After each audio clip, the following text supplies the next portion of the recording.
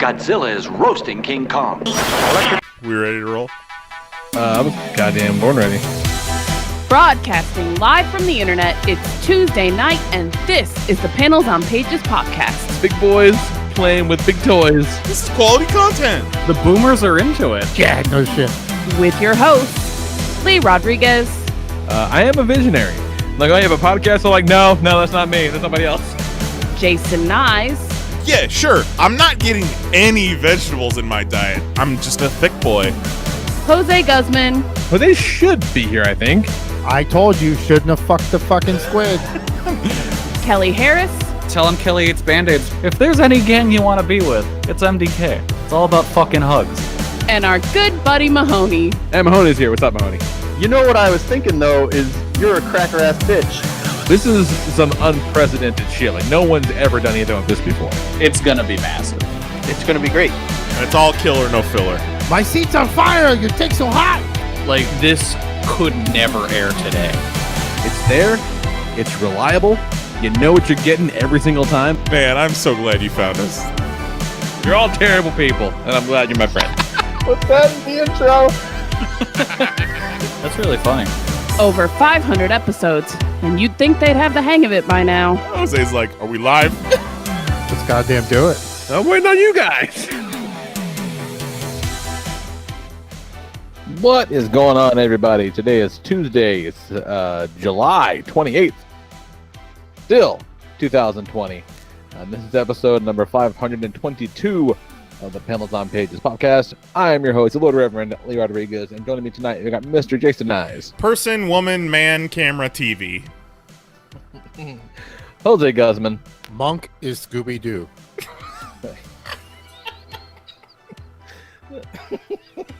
It's fucking facts.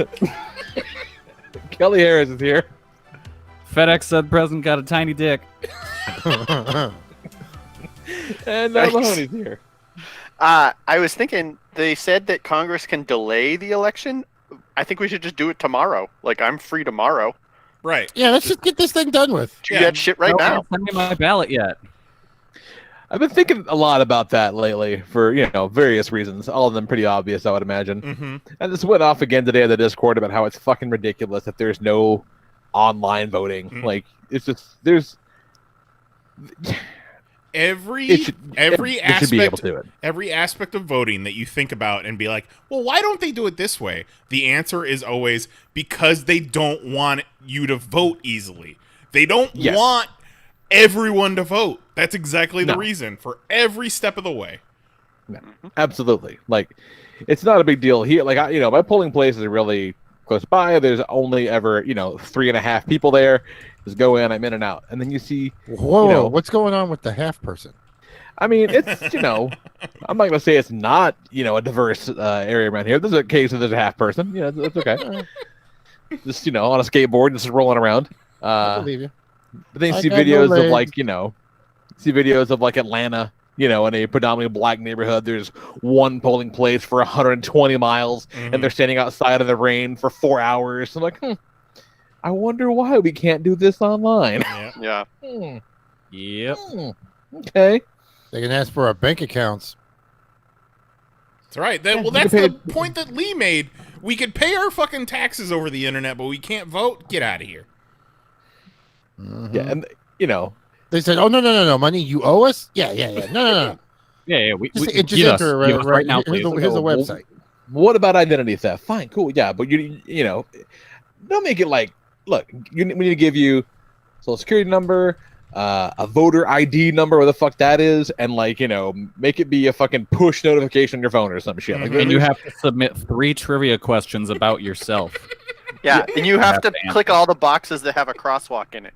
Yeah. Like a lot of them look like they have crosswalks in it, but you're really just not sure. Also, you better not be a robot. The hoops, it's all the hoops you got to jump through to do like real basic shit to make sure, fucking prove you're not a robot. It's like, okay, look, man, like the technology exists. Quit fucking around. It's ridiculous. And then I thought about fucking, where's Joe Biden? Like, what the fuck is that guy doing? Well, he's so silent. Apparently, so silent. Today, he was doing a speech about systematic racism in Delaware. Ay, ay, ay. All right, guys, There hang are on. seven black people I in got a Delaware. stand-up bit for you.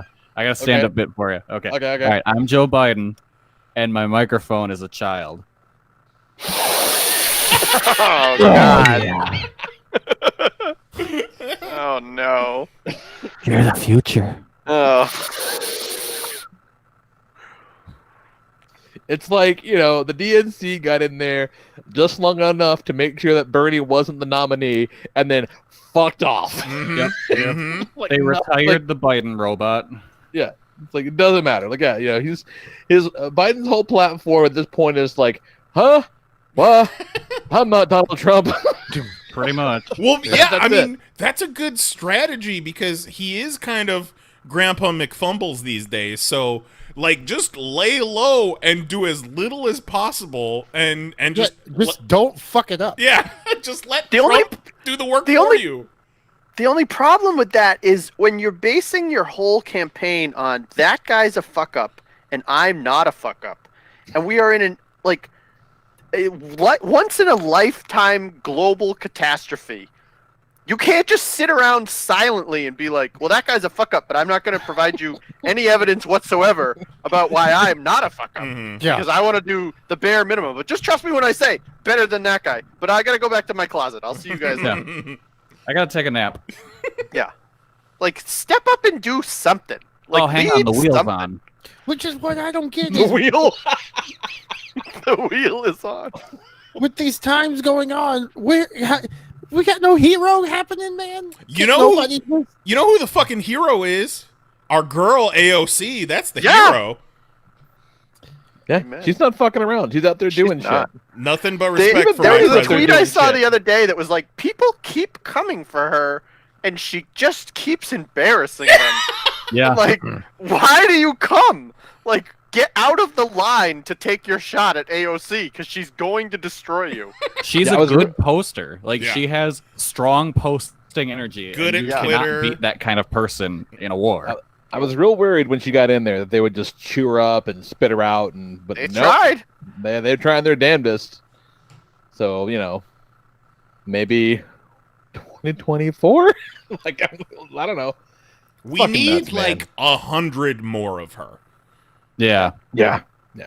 Well, the old white dudes are going to start dying, and so someone will have to fill that space. Not if they have anything My to say about it. My favorite scandal with her was when they were like, look at this video of her dancing in college. Yeah. And it's Yeah. like, oh yeah, she looks amazing and she's dancing and smiling.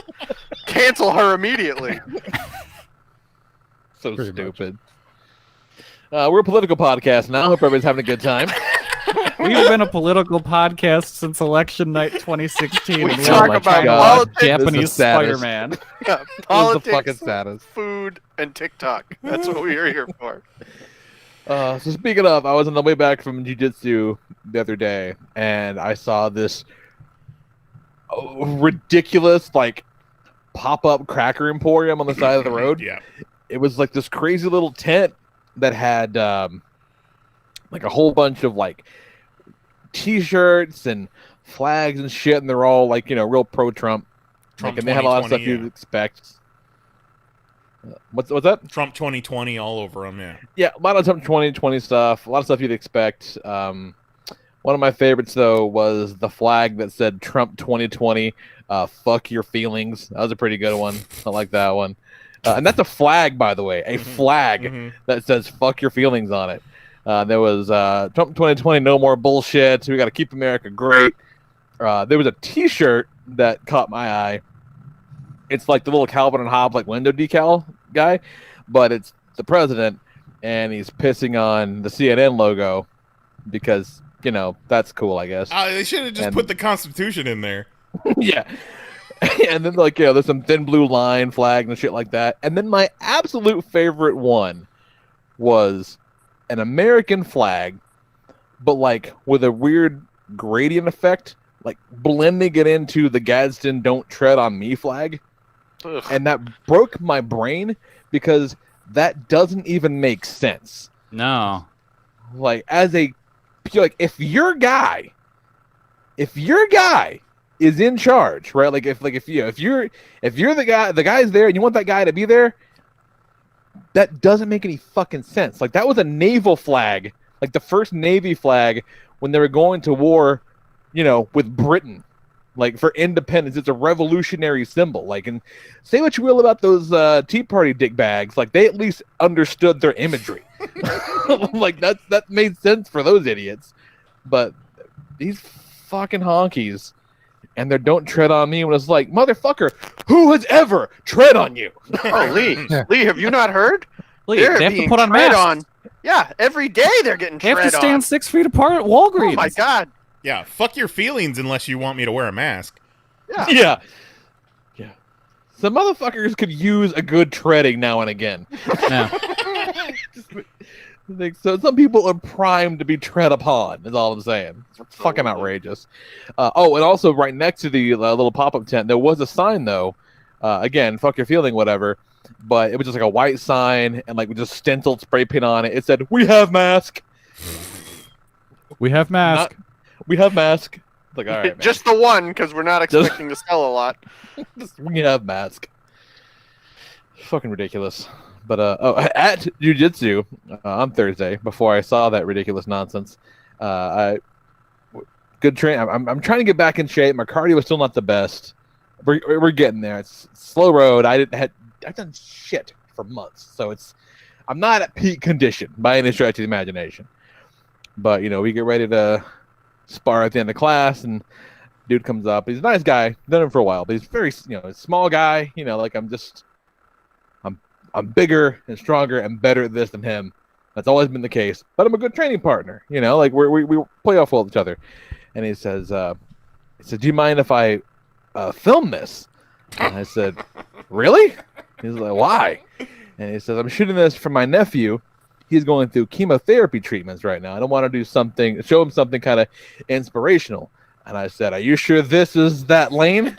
Because I don't know that this is going to really do a whole lot for that message." And he's like, "Oh, yeah, you can just go easy on me." I go, No, Joe, I won't. Like, I'm not going to do that. Like, there's no way that's going to happen. Come on, You man. gotta Be work cool. I'm here to choke people, Joe. He wants to make an influential video for his chemotherapy patient nephew, and you're like, "I'm not going easy on you. Fuck off." No, Yeah. absolutely I'm not. here to kill. I'm murdered. Yeah, so I choked Cold-blooded, him Lee out. Rodriguez. I choked him out once, and then I body locked him a second time, and his eyes are about to pop out of his head. And he was like, "I thought you were going to go easy on me." I said, "I specifically told you I was not going to go easy on you. That I don't let my kids win shit. You don't understand. Like, my son is 6. He's only ever won against me honestly and shit, okay? It makes it more special when he wins." So if that kid doesn't have a chance, you have no fucking chance. He's like, "I guess that's right." Lee pointed Oh, straight man. at the camera and said, "I'm your uncle now. Yeah. You want to No, be he made him inspired?" do it. No, Lee was just like, you need to get better to avenge him. Yeah. You want to Someday. come after me in 20 years, kid? I'll be Yeah. waiting.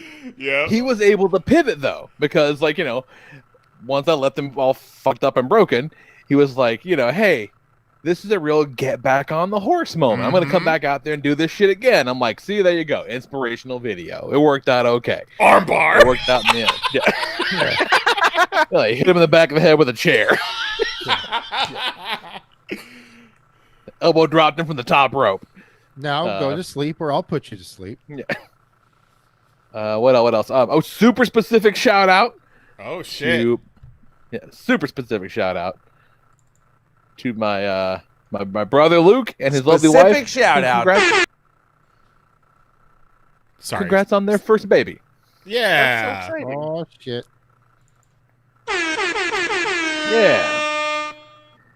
Yeah, my brother had his first baby and shared the birthing video with us, and it was horrifying. Oh, Oh, no. no.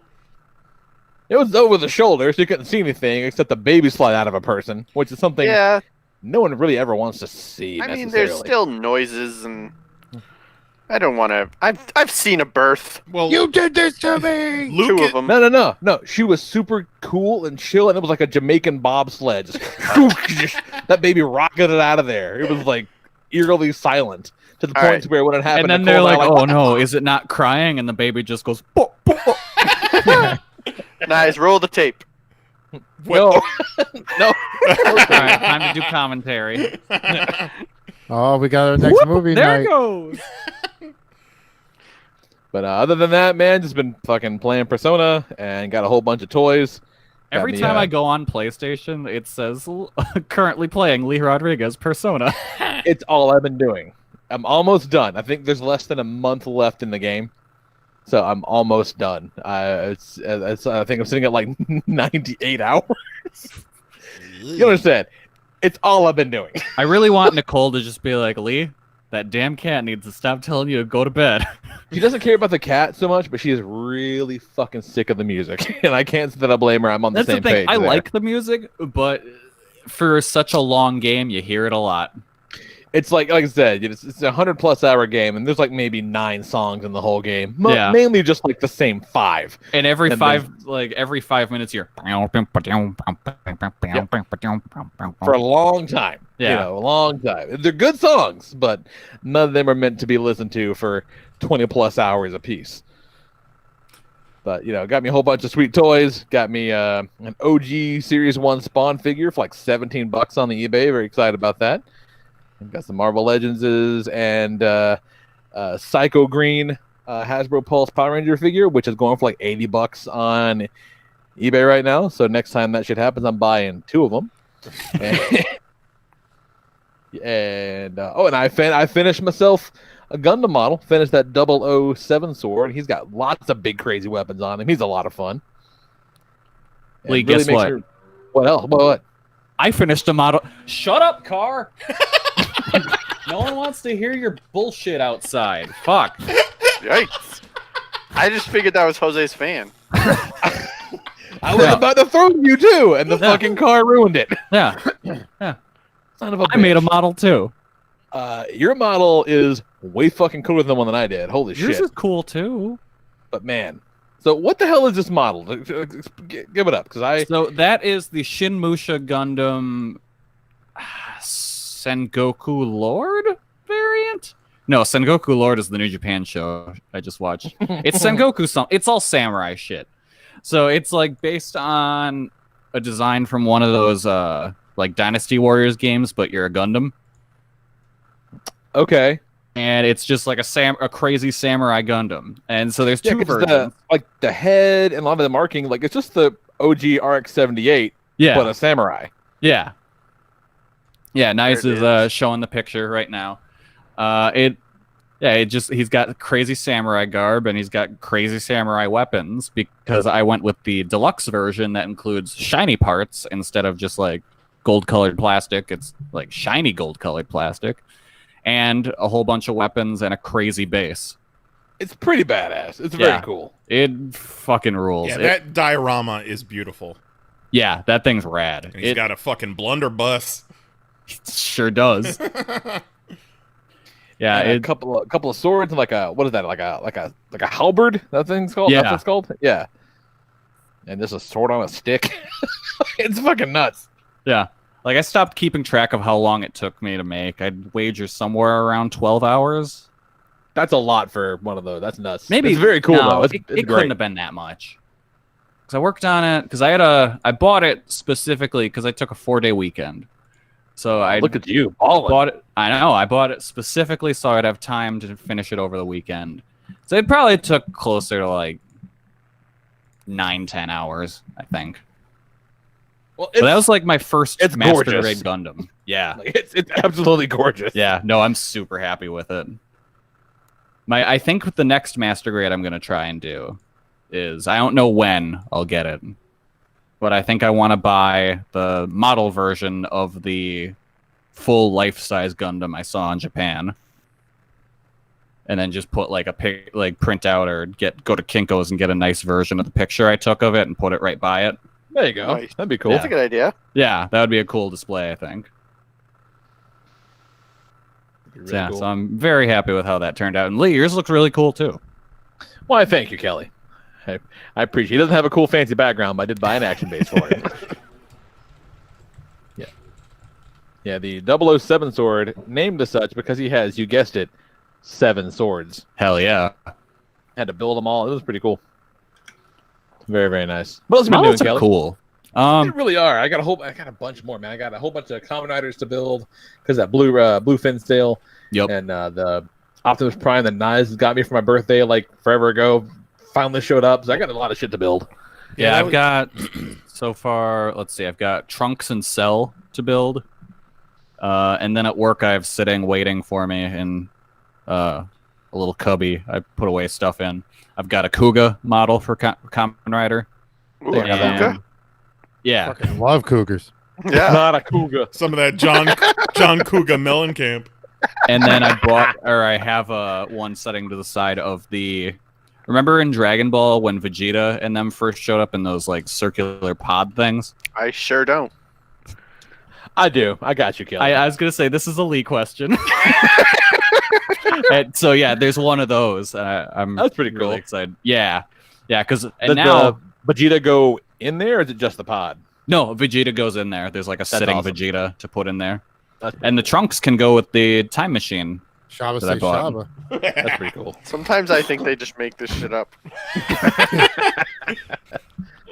You gotta I put mean, I Vegeta could have and I some could have thrown Squirrely that Squad. question to Nice because Nice is way into Dragon Ball after I left it on in his hotel room 2 years You ago. get the at Toy fajita, you Fair. put the fajita in there, and then you got the trunks. You got the trunks, of course. That comes with Oh, the fajita. we don't have time to go through all the ridiculous puns of the Dragon Ball names. We don't have that Yeah. kind of time because they're all ridiculous. We should do a podcast where Lee and I just explain Dragon Ball to Mahoney. It's a 71-part series. Yeah. Do it. So other than that, I watched Coming some soon to wrestling. Patreon. Yeah. Yeah, there we go. That's good Patreon content. yeah. Watch some wrestling, watch some movies. One movie in particular is just some Japan shit that another Popcast member watched, but it's not the one you would expect. 日本のたわごとが好き Nikes Japan shit. Holy shit. So I was watching King Kong versus Godzilla. And I was watching on the Criterion Blu-ray set. And I realized this is probably the first time I've ever seen this movie not on a shitty quality VHS. So, you're just able to see everything. Like later in the movie, there's a point where you could see like the fishing line or whatever they had attached to Godzilla's tail to make it wag. Like that was kind of wild. But the big thing that I noticed was all the Japanese people in blackface. Yep. And let me tell you something. It's a lot of people. It's weird because blackface, like, it seems like a very American thing. So it's weird that the Japanese were like, oh, yeah. Let's do blackface as well. Yeah. And so it was all the people on Kong's Island, I just assumed they were of African descent. Not knowing anything really as a kid, and now I see it and it's, oh no. Oh, there they are. Those are clearly Japanese dudes with brown makeup on their face. Yeah. So I dropped that in the Popcast group chat, and Nice was like, well, I know what I'm watching. Because And that as sucker... I said, a surprising member of the Popcast joined me in some Japan shit. Yeah, because that sucker is on Amazon Prime. The version on Amazon Prime is not the Criterion Collection, that's for sure. It is not a great transfer or whatever. Like, I was telling Kelly, there's an opening shot of a scale model of the Earth at the beginning, and in the Prime version, it's shaped like an egg because the fucking frame is stretched out. It's pretty bad, but still clear enough to see all that blackface. Welcome to Earth. Yeah. So, Nice, give me your impressions of King Kong versus Godzilla. I had an interesting time watching that. It is absolute trash, but at its core, I assume it's a very similar setup to most Godzilla movies. I would assume where you've got the news anchor or whatever, and scientists, and the first act of the movie is all about that, and then you get to the last 20-30 minutes of the movie and it's Godzilla action. Yeah. Yeah, there's a And formula this to is- it for sure. This is early in the Godzilla stuff to where he's still the bad guy. Right. Yeah. So yeah, they kind of bring King Kong in to fight Godzilla essentially. Yeah. It's But man, somewhere along the way. Kong suit, man. Oh, it's raw. Kong got gout. Yeah. That Kong suit is worse than maybe any one of the kaiju suits to come before or after it. It may be the worst one I've literally ever seen. Yeah, Like, it's terrible. It's horrible. And It is later straight in the up movie, Party City costume. Kong gets lightning powers. Right. Oh, cool. Because he gets charged up by electricity. Yeah. Because they're like, well, shit, he needs something to fight Godzilla's beam with. I know, lightning. Makes sense. Yeah. What giant ape doesn't have lightning powers, Kelly? Yeah. I mean, so I'm kind of hoping they do something stupid like that in the new movie. I think they started out with the stupid by making King Kong about 18 feet tall and Godzilla 7,000 feet tall. No, King Kong's still growing. They're gonna He's be still the growing? same size. Yeah, that was like a big plot point in the movie where they're like, yeah, he's still a kid. Juan didn't tell me about that part. Yeah, I know, that's a big part of that movie. But I thought that I have only seen like the first like 30 minutes of Skull Island. I need to go back and watch it. But I thought that he was cartoonishly huge, even when the first time we see him compared to like every other King Kong I've ever seen. Yeah, Except he's still maybe huge. this one. Yeah, he's too big. Like in that movie, he's too big for the island he lives on. Yeah. Like where the fuck is he hanging out? Oh, the best part that really kind of locked me in was when they had the fucking octopus eating all the miniatures, and the entire time this actual real-sized octopus is just kind of sliding around this set. I just keep thinking to myself, shouldn't have fucked the fucking squid. Yep. Let me tell you something. 4 real-life octopi were used in that scene. Oh, no. 3 of them made it out of it and back to their lives. One of them was selected by special effects master Eiji Tsuburaya for his dinner. Oh, I thought for sure he was going to have been exploded. Nope. Nope, got chosen to be eaten. So let me give the listeners at home a little insight as to what the character models of King Kong versus Godzilla look like. Now, when I pulled it up on Amazon Prime, this was the image that they included for Kong versus Godzilla. Absolutely not. An artist's rendering looks pretty nice, but this is reality right here. Oh my! He's throwing French fries at him.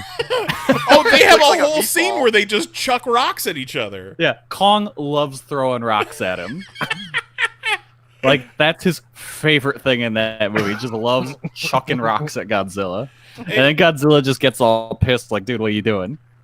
Kelly's telling us about it and saying that it's a co-production between Universal and Toho because Universal owned the King Kong character. And it's just so wild to think that Toho made this King Kong and then Universal went, all right. Sign that off. And the funny thing is, like, the Japanese version of the movie is, like, one of the most poorly preserved Godzilla movies ever. Because I guess in Japan, they're just kind of like, man, we know King Kong looks like shit. We don't really care about this movie. Like Kong looks like shit, and like the and like the son of Godzilla is like a really shitty suit. Like it's a horrible. Those are two just horrible effects from around the same time. I feel like the the son of Godzilla is like maybe a year later. Like No. Son of Godzilla is like a good decade later. Really? Yeah. Because King Kong Godzilla was about 62, I believe. I would wager. Son of Godzilla is 67. Okay, so that's earlier than I thought. Okay, far enough, I guess. But yeah, I don't know. I don't mind that suit because of what it's supposed to be. Like, but it's so gross and non-expressive. Yeah, but it's like supposed to be a dumb kid's mascot thing, and it's like it definitely is that. Yeah, like it for what they wanted it to do, I think it's fine. I would say worse in that era is the, like, just weird marionette monsters like Kamacuras, or it's just a big ass like mantis, I guess. Kamacuras, Yeah, like those are that's not pretty great. ugly. There's the big ass spider from that same movie that looks pretty bad. Well, it was something, man. I appreciate you for putting it on my radar. You're welcome. So Kelly's talking about that he's watching it, and I pull it up on Prime and I start it, and I message all these guys, and I'm like, I'm not nearly high enough for this. I do like the bits in the movie, like in the final fight where they're fighting through like the forest that's on fire, and every now and then you have to see like Kong pat out flames on his arms. Jesus Christ. Getting roasted. Oh, that's Yep. awful.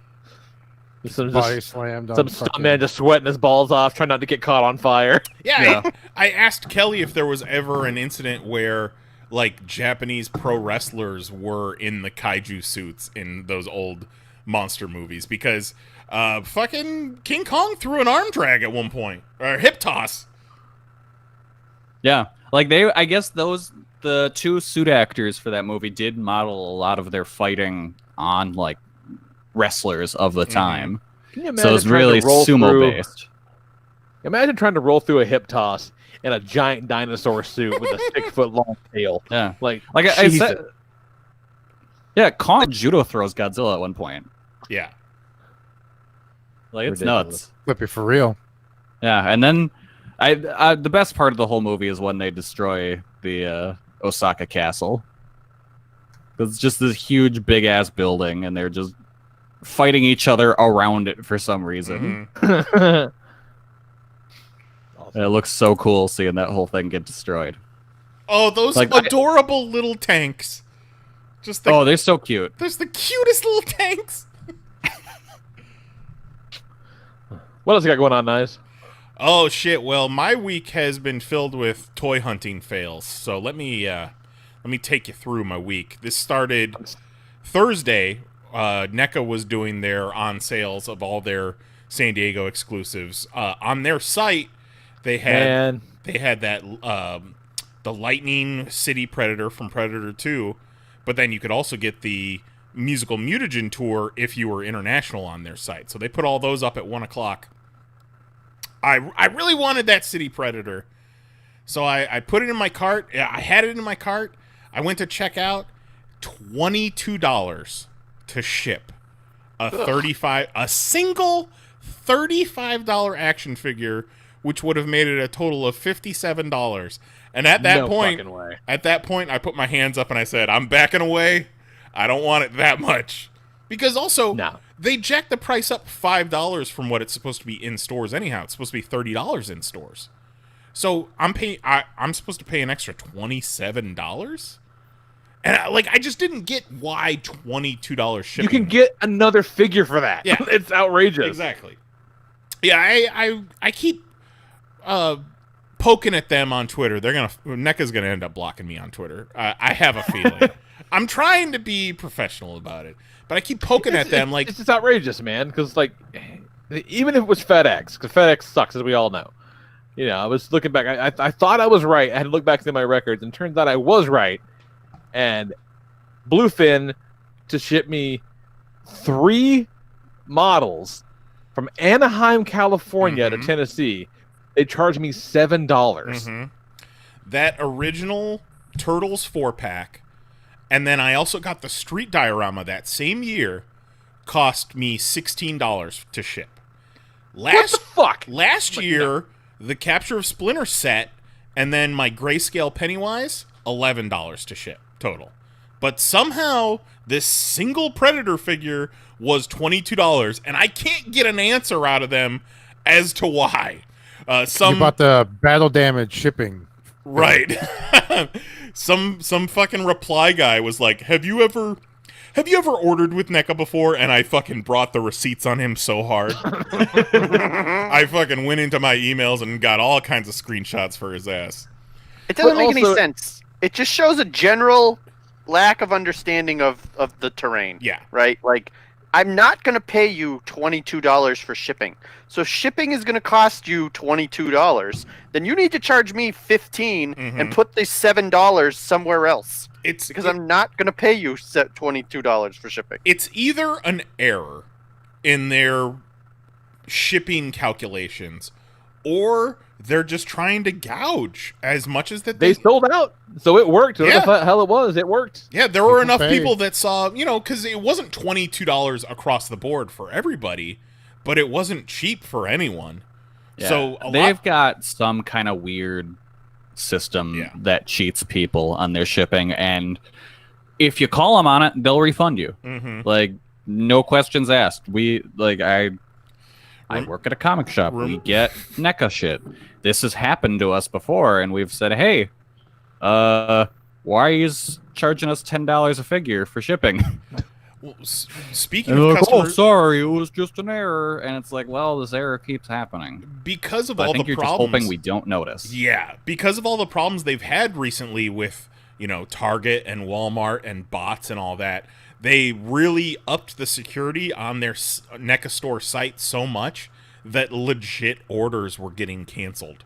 So even today, 3-4 days later, people are still tweeting at them like, hey, my order got canceled. I still haven't heard from customer service. It's like, that's maddening. So continuing on that day, NECA really likes to hide behind like, oh, we're a 3-person operation or whatever. It's like, hey, maybe you should hire more people. Yeah, really. So later on that day at 4 was the musical mutagen turtles were supposed to go on sale on the Target website. And so it was supposed to start at 4, and obviously did not start at 4. They had, so it was the 4-pack of turtles, and then you got the stupid accessory pack too. But on the Target website, they had each shirt size as a different listing. So I had a tab up with every shirt size, and I was going through every single tab, refreshing, just to see when it would go up for sale. 40 minutes later, 4:40 in the afternoon, they finally show that they're up for sale, and I freak out. I hit add to cart. I go to my cart. I go to fucking checkout, and it says, sorry, things that were in your cart are no longer in your cart. Ooh, been there, dog. Yep. Oh, it's a fucking harsh feeling in your stomach. God damn. Yeah. It's like somebody punches you and you're just like, but I had it. Mm-hmm. What do you mean? It was in my cart, motherfucker. Yeah, I've been thinking about that moment all week. Like, had I just been a little quicker, was there hesitation at all? But I can't do that to myself. So, Man, like the world is on fire. Everything sucks.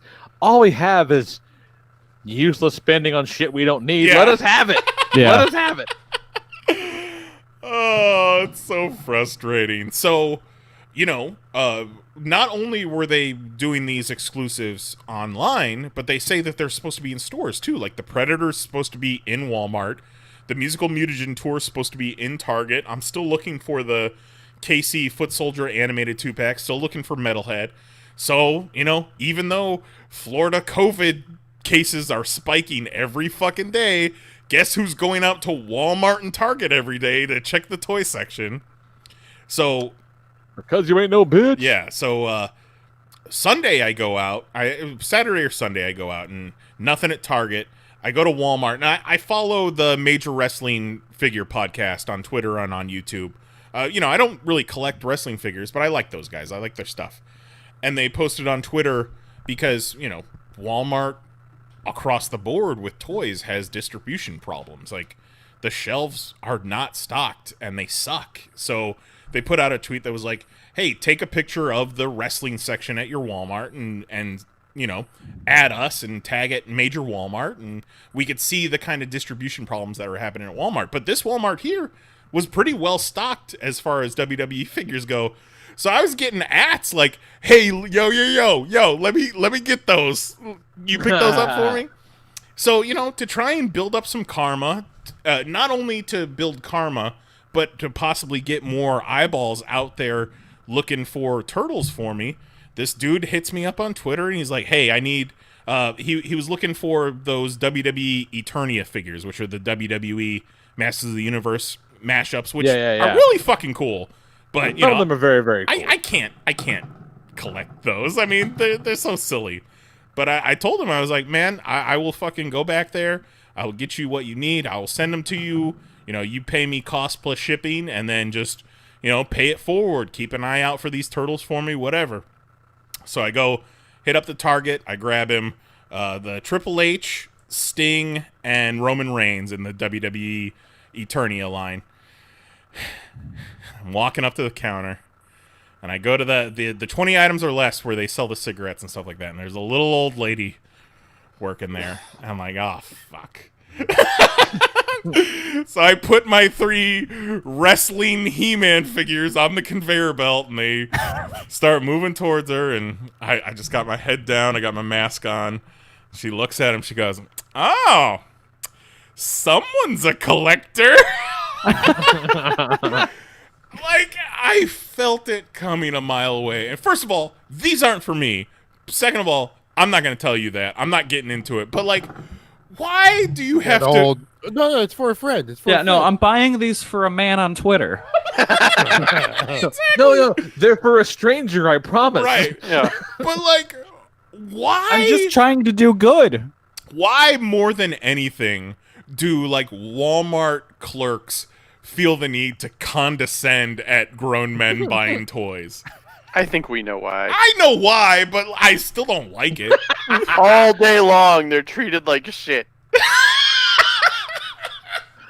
They're just waiting for that moment where they can so the stick minute they they can take an inch, they're like, Time watch to me own work. this toy boy. Yeah. Oh my god.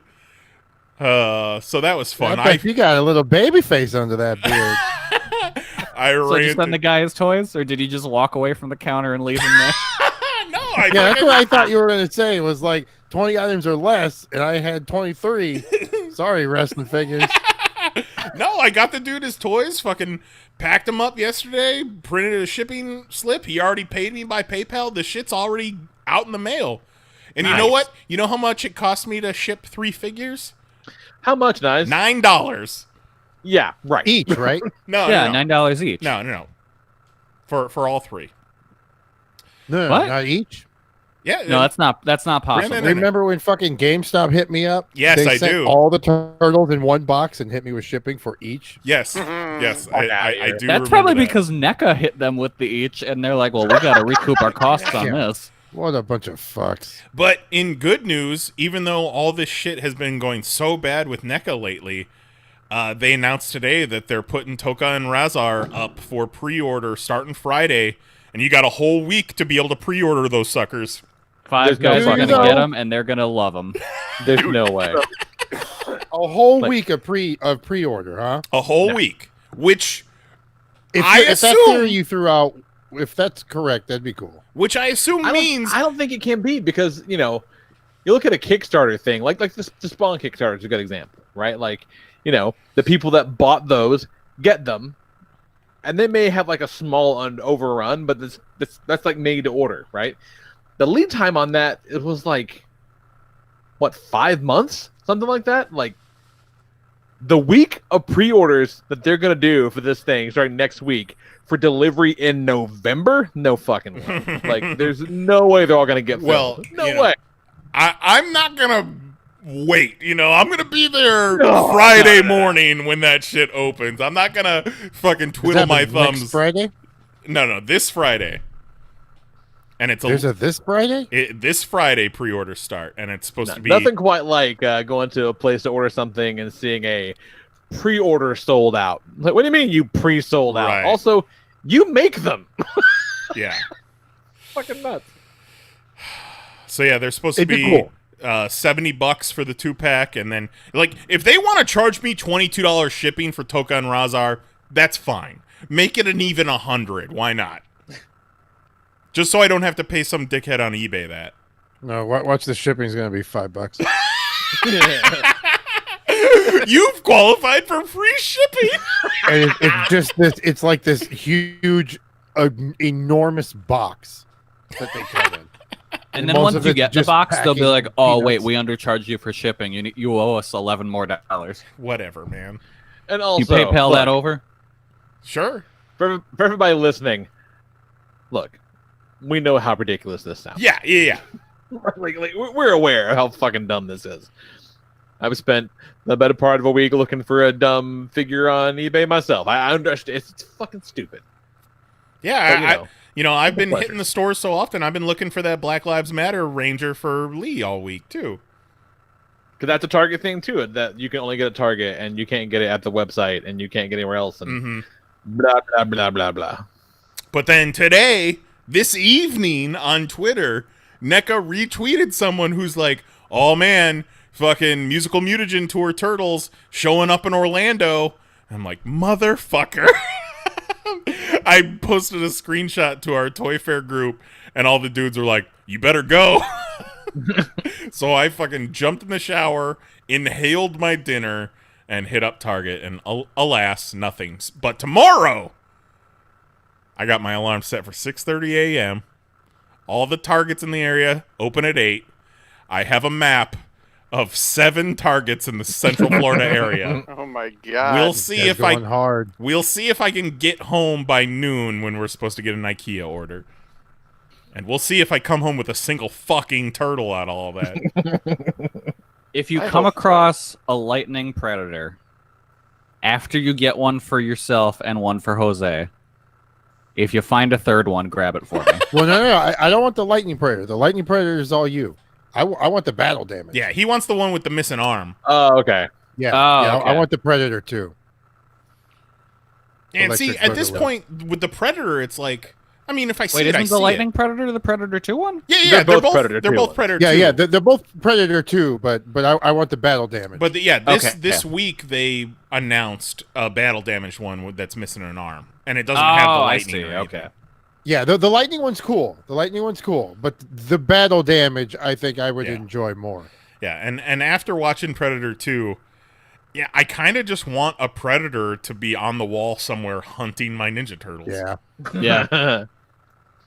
Yeah, that'd be cool. Oh man, I'm That would be sweaty. pretty awesome. I'm sweaty. After the someone's a collector moment, I came home and I ranted so hard at Mary to the point where she she starts looking at her phone when I get going too much. She goes into her safe place. I get that a lot. Just too But fired yeah, up. if you see a lightning predator, pick it up for me. Motherfucker, I got you. Anybody out there that's looking for toys, you let me know. I got your back. Strangers, he'll help anyone. I will. Fucking, Somebody's the collector. I bought those WWE figures with a credit card that Mary gets alerts for on her phone. So I'm getting in the car and I get a message from her and said, "Somebody found something at Walmart." And I was like, "Yeah, it's not for me though," because I didn't tell her about this deal with this fucking stranger in Jacksonville. It's mystery meeting. Yeah, so I get home and I got this bag of stuff, and she's like, "Oh, is that for Lee?" Or I was like, "No, it's for some dude on Twitter." She would have gone through like the whole show. It's like, oh, it must be for Kelly. Right? Yeah. Is it for Jose? No. Mahoney? Mahoney doesn't want that. It's not for Kerouac, is it? Oh my god. Who else? Nick? Is it for Nick? Oh my god. But I tell you what, It's for SPAT. all this fucking toy hunting and having to go in the entrance of Target and Walmart to where, and then the toy section is the complete opposite end of the store. Getting a lot of exercise. Did you There you run go. into one that was people counting, or is it just fucking come on? I don't know if they're still counting, but they all have someone near the front entrance wiping down carts Yeah, and the also carts and checking shit. people for masks. When I went into the Walmart one time, a girl walked in front of me with no mask on, and the lady kind of stops her, and she's like, "You got a mask?" And she's like, "No." And the lady says, "All right, well, bring it next time." What? She's like, all right, freedom. But for the most part, like, that chick has been the only person I've seen without a mask on in the past week. That's good. Yeah. Good. I said to That's Mary, promising. It's promising. I said to Mary, it's probably a matter of, these anti-maskers have been anti-mask for 4 months now, and then all of a sudden we're getting all these mask mandates, so they're like, oh, fuck, I guess I gotta get a mask. Mm-hmm. Bunch of dum-dums. Gotcha. Bunch of dum-dums. Motherfuckers. What's up with you, Jose? I really Man, thought you were gonna say, speaking of dum-dums, Jose, what's the... Oh, Tell us what your week was like, dum dum. Let's talk to this bimbo. I would never to your face. I spent all week looking pretty. Oh, what you been doing? No. So did a check with the round 2 of the inversion table. Got the wristbands that have the pressure points Nice. that you put on your wrist, Did I do the job?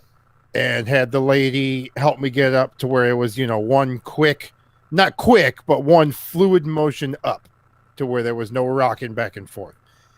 Felt pretty, had a little tingle, a little twinge, but not nearly as bad. So I think I just need to. The plan is I'm going to recreate when I used to go to the chiropractor. I'm going to do like 10 minutes on the roller, 10 minutes with the zapper. I got the little TENS machine, and then I'm going to do the appropriate time on the table and do that like every other day, and have that just be like a circuit series of every other day. This is my back thing. Do it all at once, just like going to the chiropractor. So while I'm rolling my back, I'll put the wristbands on, let it sit, you know what I mean, for like 15 minutes, get adjusted, and then jump in that motherfucker and go upside down, touch my toes. So that was cool. After doing all of that, the roller, the electric thing, the inversion table, like, you must get off of that and have to take the biggest shit. Well, I'm just going to have to, if I'm already empty, I guess I just got to, part of my process, have some coffee, make sure I done drop my 2 deuces for the morning. Humble brag. or something wrong with me. One of the two, if you're a doctor out there. Yeah, I'm sure we have so many doctors listening. Is there a doctor in the house?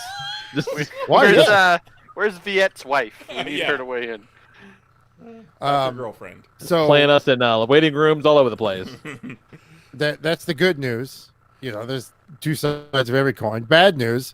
Every time I take my car to get my oil change, the next day something explodes. So it looks like my transmission's going out. Oh. So, 2 to 15 to 3,000 for refurbished with a short guarantee lifespan, or $5,000 for a 3-year guaranteed lifespan. But then with that add that with the fucking sunroof bullshit. Now we're at the position. Do we spend that much money to get that car fixed? Yeah, that's the same car at least. Like the sunroof and the transmission are the same.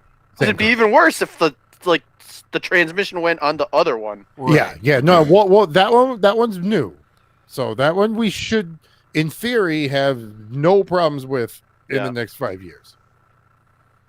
I say push it off a cliff. Yeah, really. Drive it into the ocean. Let me see what's up with that insurance. Yeah. Leave it in a Walmart parking lot unlocked and just hope for the best. Yeah, I'm gonna blow it up and then tell them that it got COVID. First car Out case. the death COVID. Yeah, it died from the explosion, but it had COVID. Yeah, It had some pre-existing conditions. coughed a couple times before it went boom. And I heard the car. I was like, "Oh no, not my COVID acting up." Kaboom! So that sucks. So, but luckily, because of the COVID, I'm not working As much. You know what I mean? I'm not driving out to the convention center every day or having to drive to the airport. So it doesn't hurt us as much. Only one of us is at work right now, so only one of us really needs a car. Yeah. So we're just Could be going to worse. ride it out and fucking The next step, probably gonna do like a car loan. Get a car loan, get something cheap, and then that should be the last piece of my credit, and then we should be able to get a house. Hell yeah. And just start checking things off. Yeah. But we're a little bit wary because I got to make sure I even have a job. Right. Make sure that that money is eventually coming back. Yeah, because when's a convention? Right. You know what I mean? Toy So- Fair, if you're listening, email us. Hey, what's up, y'all? So, we don't want to get crazy, especially if, the 6th is what, done? It's dunzos. These guys took a nap, didn't do nothing. Thanks, guys. Remember that time they did that picture where they were kneeling? Yeah. In the kente Looking cloths. real cool. So, I don't know. So that sucks. But, because that was bad, I flipped the coin one more time and it landed on the kid. It's like, went to the casino. So, picked up that Ghost Recon Breakpoint that was on sale, the one that stars John Bernthal, and it's pretty fucking good. Yeah. Y'all. If it's like Ubisoft's answer to Metal Gear Phantom Limb. If you liked Metal Gear Phantom Limb the way that played, that's pretty much what this is. Imagine if like a dude like Elon Musk had his own island and it was just the island of the future. They were printing robotics and shit like that. They were trying to better the world. And then along comes John Bernthal and says, cool, all this technology is mine, reconfigure it and start printing weapons. And this island's mine. But the outside world doesn't know this takeover has happened. And he plans on, when he's built his army, go invade the U.S. Oh, all right. But apparently, like, you guys have history. You guys were in the same troop together back in the day. So you're part of they sink a boat off the coast. You're part of this mission that's supposed to come in and recon that. You get shot down. You wake up on the island and then you survive. And then the whole time there's like the main missions and then there's side missions, but it plays like Metal Gear Phantom Limb. Nice. It's pretty sweet. It's pretty sweet. Do recommend. Don't go off the reviews because I guess they released the game originally. It came out and it was like The Division. It had gear score. And if you shot a guy in the head, it didn't matter because it was like RPG. They had 4,000 damage. You had to shoot him 4,000 damage and then he died. Whether you shot him in the head or in the toes, he needs to take 4,000 damage. And everyone fucking hated it because nobody wanted that. So, but they made this, like, the island is huge. The map's fucking huge. I put 46 hours in and I discovered 17% of the map. Oh, wow. Holy shit. So it's a big honker of a fucking map. So they didn't want to lose this fucking, it's a beautiful game. It would have been a shame. Like, I'm pretty sure when the reviews came out, those guys had like bottles of champagne ready and instead they cried themselves to sleep because the reviews were like, this fucking blows. So they said, fine, we'll listen to you. They went back into the lab and reworked it and retweaked it and gave them the game they thought they were going to get. And that's what the re-release was. And that's why they discounted the price. So pretty fucking cool. Now, what's cool is that when you get the game, you still have the option to play the Division style gear score game. Or you can play the new remix version, the immersion that they call it, immersive mode. So you have the option to play both, but the immersive mode is the remake and it is the shit. So highly recommend Tom Clancy's Ghost Recon Breakpoint. And then you get to roll with like 3 other AI squad teammates. Probably some of the best AI teammates I've ever had. Your squad rolls hard. Usually when the computer gives you like AI, they're stupid. Yeah, they're like completely useless. No, these guys, they ball. They will ball for you. They're ride or die. Jose's like, I love my AI teammates. Makes you guys look like jerks. Oh. Or you can roll up to 4 humans and then just go on these missions. And then they got like a little humans. Splinter Cell side mission in there. That's like a teaser for a Splinter Cell DLC, which I'll probably end up getting. Why would you say 4 humans? Well, because Are if you a play clone? like, if you Jose, Huh? Jose, have you been cloned? No How one many says. triangles can we draw on your body right No now? one talks about people and says humans. that's gonna be my new Discord login name, just triangles. I'm gonna legally change my name to Triangle. Triangle Jones. Yeah. And then just I'm gonna cut a triangle in the side of my beard. Nice. So that's been my week. Ghost Recon, That'd be a hell of a y'all, look. and transmissions that go out kind of suck. I'm so And they tried glad. telling me I needed to change my spark plugs again. These motherfuckers, man. If you get a car and you take it somewhere and they tell you we want to charge you $500 to change your spark plugs, fuck Yeah. that. The tool, all you need is the long spark plug adapter, and that's like It's just a fucking socket wrench. Yeah. It's just a socket it's a wrench. long socket.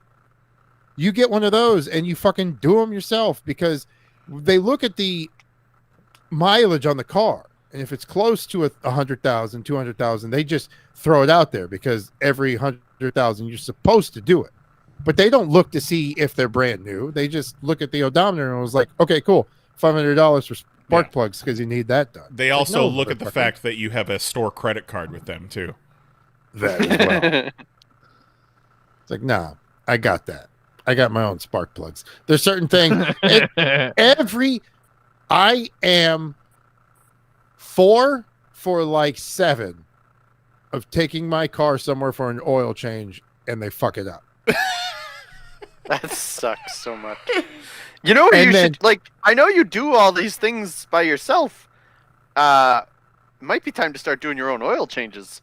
Yeah, no shit. I normally do. That's the sad thing. I normally do, and the couple times I take it somewhere is when they fuck it up. Ugh. I just imagine they're just in there, like just elbowing shit. Yeah. And fucking, Yeah. just dropping tools on and just Yeah, clank, but they're just clank. dropping wrenches.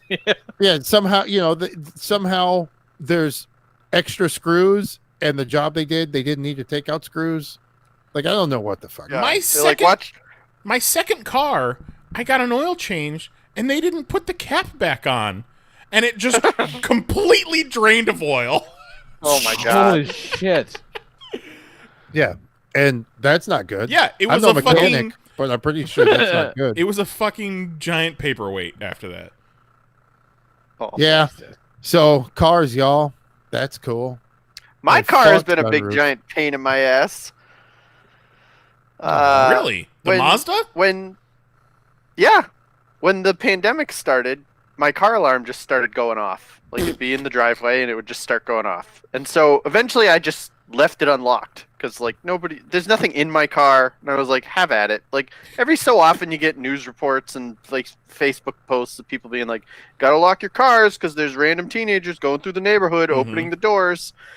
And in the summer, I don't park in the garage because all the kids, like, ride-on toys and everything are out. So I just park in the driveway and it's easier. And I'm like, whatever. Nobody's going to You know what steal you should anything out of do? my car. No, you need to set up like fishing wire. So if they do open it, it looks like they're about to trip an explosion or something. There you go. So it's going off all the time, so I leave the car unlocked. And then eventually I'm like, okay, well, I have to bring it in for the inspection and like, you know, I registered it and I had to get it inspected. And I'm like, I may as well be like, also figure out what's going on with the car alarm. So because I have to do that, I bring it to the dealer, and I hate going to the dealer.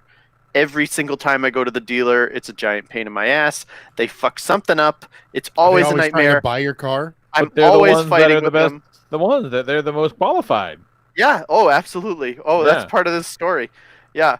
So, and I'm like, but I know that if I go somewhere else, they're going to be like, I'm not fucking with the alarm. Like, you have to figure that out yourself. So off I go to the dealer. I drop it off. I'm like, inspect it, and then also the car alarm's going off for no reason. The guy calls me back, and he's like, all right, we figured it out. We pulled we'll pull the codes. It costs like a fortune to pull the codes. And he's like, it's your, there's these sensors in your door handles, and 2 of them have failed. So we have to replace the 2 of them, and it's an ungodly amount of money. And I'm like, that's fine. Because my car is a 2009 with 70,000 miles on it, because I barely drive anywhere. So I haven't had a car payment in, like, over 5 years. So even if I have to drop, it was like $700 for those, I was like, that's fine, because that's, like, 2 car payments over 5 years. And you haven't done it forever, sure. Exactly. Right. Like, whatever. Yeah. So I'm like, sure, do it. So they fix it. I go and get the car. I bring it home. Car alarm goes off. I'm like, all right. And that's kind of what I expected, because that's the story with this dealership. Like, I bring them the thing. I'm like, it's broken. They're like, I fixed it. Pay me a shit ton of money. And then the thing is still broken. And I'm like, okay. That's a shame, so because Mary has the little Mazda too, and we've been nothing but happy with all the service we've gotten from the Mazda dealership. Yeah, I think it might just be this dealer. Yeah. So I go back. I'm like, hey, car alarm's going off again. And the guy calls me, and he's like, all right, you replaced 2 of the sensors. A 3rd sensor is now bad. And I'm like, okay, but here's the deal. How do I have any idea that the 2 I just replaced were actually bad? And he's like, I have my top guy on it, my top technician. Mm-hmm. And he swears that the 2 you replaced were bad, but now this 3rd one is also bad. And I'm like, okay, so go ahead and replace the 3rd one, and we'll cross our fingers, I guess. He calls me back that afternoon, and he's like, hey, man, your amp just exploded. It's like the whole car. Stereo? Yeah, the whole car, even with the radio off, sounded like gunshots, and we were all terrified. And it was your amplifier shorting out and basically exploding. So we unplugged it, and that's $800 if you want us to fix. I'm like, don't even fix it. Just leave it unplugged. Just leave the stupid radio amplifier, whatever, unplugged. Fix the stupid handle. And give me the car back. They fix the handle. I get the car back. The fucking car alarm goes off. Oh my god. So I go back, and I'm like, car alarm is still going off. Oh my god. He calls me today, and he's like, here's the thing. You're not gonna believe this. The 4th door sensor has gone bad. I'm totally expecting him to be like, it's the 4th door. Totally expecting the 4th door, and I was all prepped to be like, you go ahead and replace that 4th door, but I want you to be 2,000% sure, because if I bring it home with 4 new door handles and the car alarm goes off, I'm getting all of my money back for all of those sensors, So I bring it back. He calls me today. He's like, okay, so there were 2 cars to have their door handle sensors replaced. And we replaced the wrong one on your car. Oh my god. I'm like, okay. So fucking fix the right one. And so apparently it's all done. And the only bright side, the only thing I can hope is that the one they mistakenly fixed is the one I didn't want to, the one that wasn't failing. So maybe now I have 4 brand new ones, or maybe one got replaced twice. I have no way of knowing. Who knows? And maybe. Oh my god. The door handle sensors have nothing to do with the reason the car alarm's going off, which is just as likely. So tomorrow or some other day, I will go pick up the car, and we'll bring it back, and we'll just cross our fingers that the car alarm doesn't go off. Jesus. And every time it goes off, I want to be like, does it not fucking go off in your parking lot? Do you just not hear it? Right. What is going on? You would think if no, because they had their fucking stereo on too loud. Yeah, seriously. It's been a wild time with that car. Your amp exploded? Yeah. And he's like, it scared the shit out of all of us. We thought it was gunshot.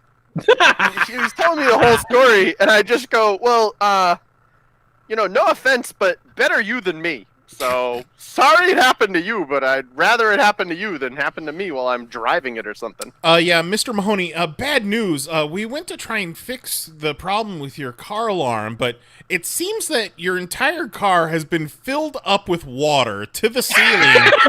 We don't know how it happened. Can you come pick it up? Basically, Somehow it fell in the dunk tank. basically, they drive me absolutely. And I'm like, I love my Mazda. This is my second Mazda. I loved the Mazda I had before that. I don't know if it's just Mazdas in general that are hard to service, or if this dealership is just the shittiest dealership around. You know, like, so. Love my Mazda. Don't know that I'll ever buy another one from that place. Right.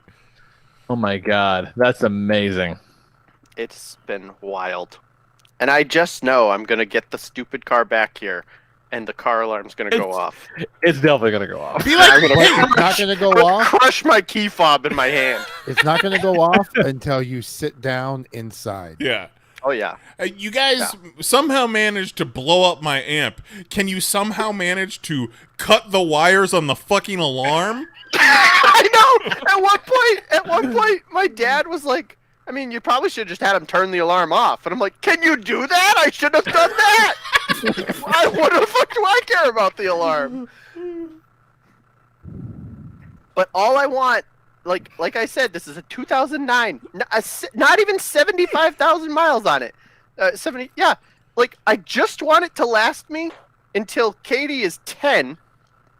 Then I'm going to get a new car, have that car paid off to be like, here's your car when she turns 16, get another car, have that car paid off for when Will turns 16, and then in like 12 years, I'll get a car that I want. Fuck yeah. No, that's the way to do it. Lamborghini. So I just need this thing to last me like 3 more years, and there's no reason it shouldn't. With 3 wheels. Yeah, there's no reason it shouldn't. I'm not even close to 100,000 miles, and I drive like 3,000 miles a year. Like, it's nothing. Well, it's a good idea to get, or, you know, in a couple of years when Katie turns 10 to get a car that she can have when she's 16. But you should probably plan for a boat for Will. Just with the way things are going. That's very fair. Juggalo John in jet ski. Juggalo John in the chat says, turns out it's a mouse getting into and out of Mahoney's car, and that's what's setting it off. There was one point when it started going off after like the second trip there, and I was like, I mean, maybe someone is just trying to steal it. Yeah. Maybe there's nothing wrong, and it's just someone who keeps trying to get in my car. What if it's doing its job? Yeah. I'm like, how do I know it's broken? You're yelling at it for doing what it's supposed to do, and he's like, "No, you're not listening." So like, They're it trying only goes to off. steal your shit. Like it only goes off like at night at home. Oh no, all throughout the day. Oh, okay. All times of the day it goes off, and it's so loud and so annoying. That's really funny. It's not funny, but it's really funny. Yeah, it's really just been amazing. So how you been keeping sane, Mahoney? Oh, when I'm not changing the car door handles on my car, I'm watching talks. Tick tock, motherfucker!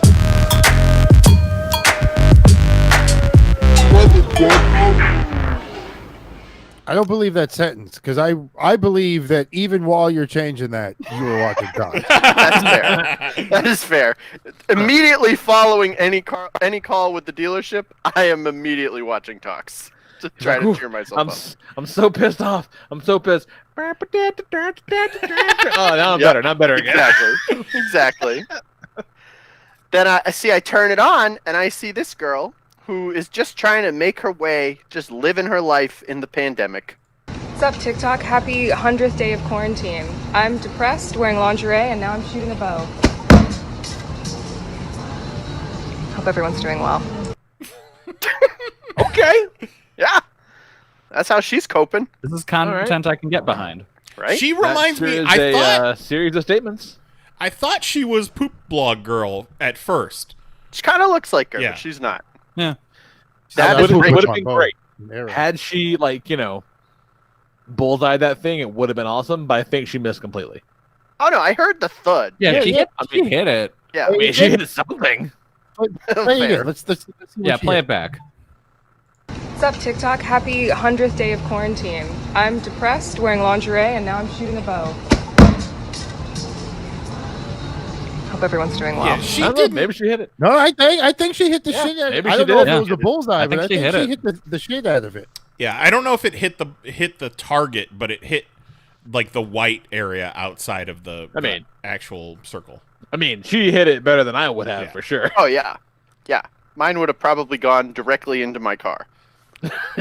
And the alarm would have definitely gone off. Yeah, No, that's the one time it wouldn't have went off. exactly. The one time you expect Arrow it to stick go on the off. windshield, just quiet as the dead.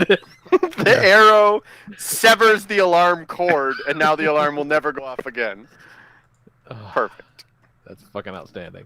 All right, so, Oh, I hate this. Say, hey, I'm already. in Mahoney's No, hold car, on, I'm hold about on, to blow sorry. his speakers. Sorry, I had these out of order. Oh, thank God. Something to look forward to now. that's right. So, Lee, if you don't want to cope with the pandemic by wearing lingerie and shooting a bow, you can try this guy's approach. Ladies, I'm not saying that the key to a man's heart is necessarily a physical object, but think about how relaxed we would be after a couple minutes in the jacuzzi for God your damn balls. it. I personally would be very calm.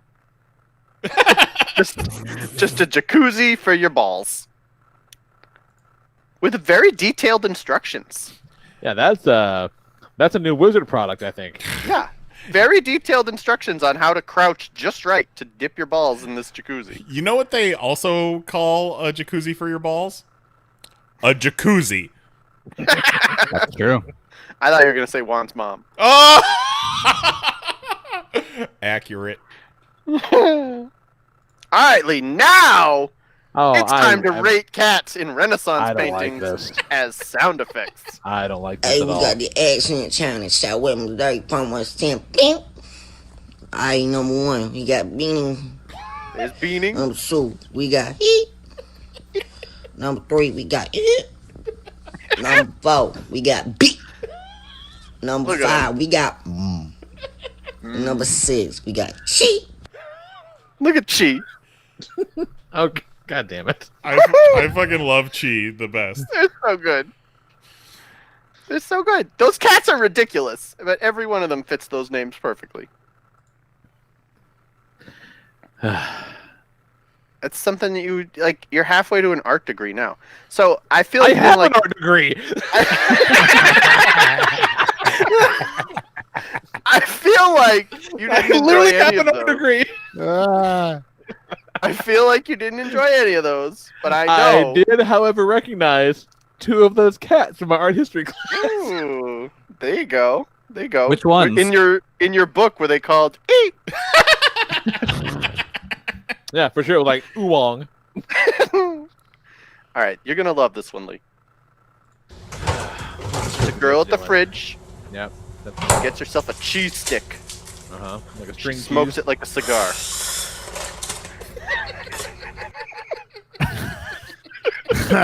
I like that. Well played. I didn't care for that at all. Yeah. No, that was well played. I saw Just this a waste of one. good cheese. I saw this one. I was like, "Oh, Lee is gonna hate it." Oh, I don't like it. Oh, look at the dog in the background. He's big. He's a big dog. Takes a puff, spits out a bunch of shredded cheese. I bet he's gonna eat that cheese. Oh, absolutely.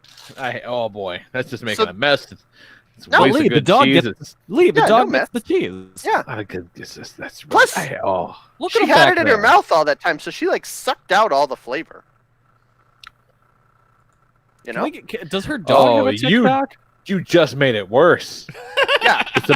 It's a mouthful of flavorless mush. If you don't want to hold a bunch of shredded cheese in your mouth while you pretend smoke a cheese stick, maybe, just maybe, you're going to want to air fry a cob of corn. If you've got an air fryer and a spare cob of corn, cover it with butter and get So it much real butter. warm. And what happens next is the best part of all. It's not corn anymore, it's hot popped corn on the cob. That song's a banger. Yeah. Well, like, can't work, like, where'd all the rest of the kernels go? What else was gonna happen? Like, of course it fucking popped the corn. Well, every other time you cook corn on the cob, it doesn't pop the corn. There's no truth in this art. Of course there's not. It's stupid. I mean, it was definitely popcorn on a. Maybe he glued it on. I don't know. I think he just glued it on. He fucking ate the corn and all that butter, because you know he ate the butter, and then he That got was some a lot of butter. And then he got some hot glue and did 4 lines of hot glue down that cob and put some popcorn on it. Like, all right, fake news, just like that. None of that cob had popcorn on it. It's fake news, just like that fucked up egg. Yep. Which will end a lot sooner if we keep wearing masks. Trash can! Sorry. That is definitely the end of that one.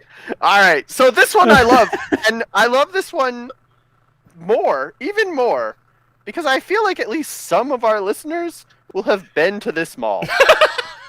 Come to North Riverside Park Mall in North Riverside, Illinois. They have Sears, Five Below, Candy Junction, Maps, store closing signs, Metro PCS, dentists, store closing signs, kiosks, chairs, tables, trash cans, chairs, Claire's, Maps, Auntie Anne's, kiosks, trash cans, diamond places, tiles, diamond places, kiosks, stairs, robot stairs, kiosks, T-Mobile, benches, booths, benches, trash cans, Chinamax, Sharks, a movie theater which is closed currently because of the pandemic, which will end a lot sooner if we keep wearing masks. Trash can! I also liked that nonsensical version where he says the wearing masks part and then just yells trash can for no reason. Yeah. I appreciate the commitment to the bit. Yeah, Right? I like that That one's one. a good one. I don't know about you, but I would like to go to the North Riverside Park Mall. It seems very appealing. I think It has I've a been there. Sears. I think, is it the last Sears? Is it the last one there is? Might have been. I bet all those store closing signs are for that Sears. That Sears was hiding out from Mahoney, but TikTok fucking spoiled it. Sold them out. Yeah. I smell free tools. We'll have to talk about your thousands of dollars in free tools at some point, because it's a absolutely. really good racket. That is a tale for a stormy night. Yeah, we don't have time for it now, but it is absolutely worth telling the story. It's outstanding. Tremendous story. You know what? As far as talks go, that was brisk and wasn't terrible. Mm-hmm. Yeah. I mean, It they were good. They were but, in you know. lingerie. They were eating cheese. There was Renaissance cats. They lied to us about popcorn. There was a Sears. And I haven't seen a Sears in a hot ass minute, so you Yeah. know. Mahoney sent these to me before lunch today. Usually it's mid-afternoon when he sends them. So I was like, oh man, I love that I'm getting these so early. And he was like, oh man, I could have sent these to you yesterday. I was ready. You get that like fear of missing out though. Like I don't want to send them because I know the minute I send them, I'm gonna find one even better. Right. Gotta leave your options open. I've seen worse. It wasn't bad. All kudos, right. Mahoney. That didn't Challenge make me accepted. hate things too much. Holy No, shit, no, you got a this is okay. kudos. You got a kudos from Lee, Mahoney. Yeah. It wasn't aggressively awful. Next week So, I'm gonna make take him that. cry. Oh god. Trash I hate can! it already.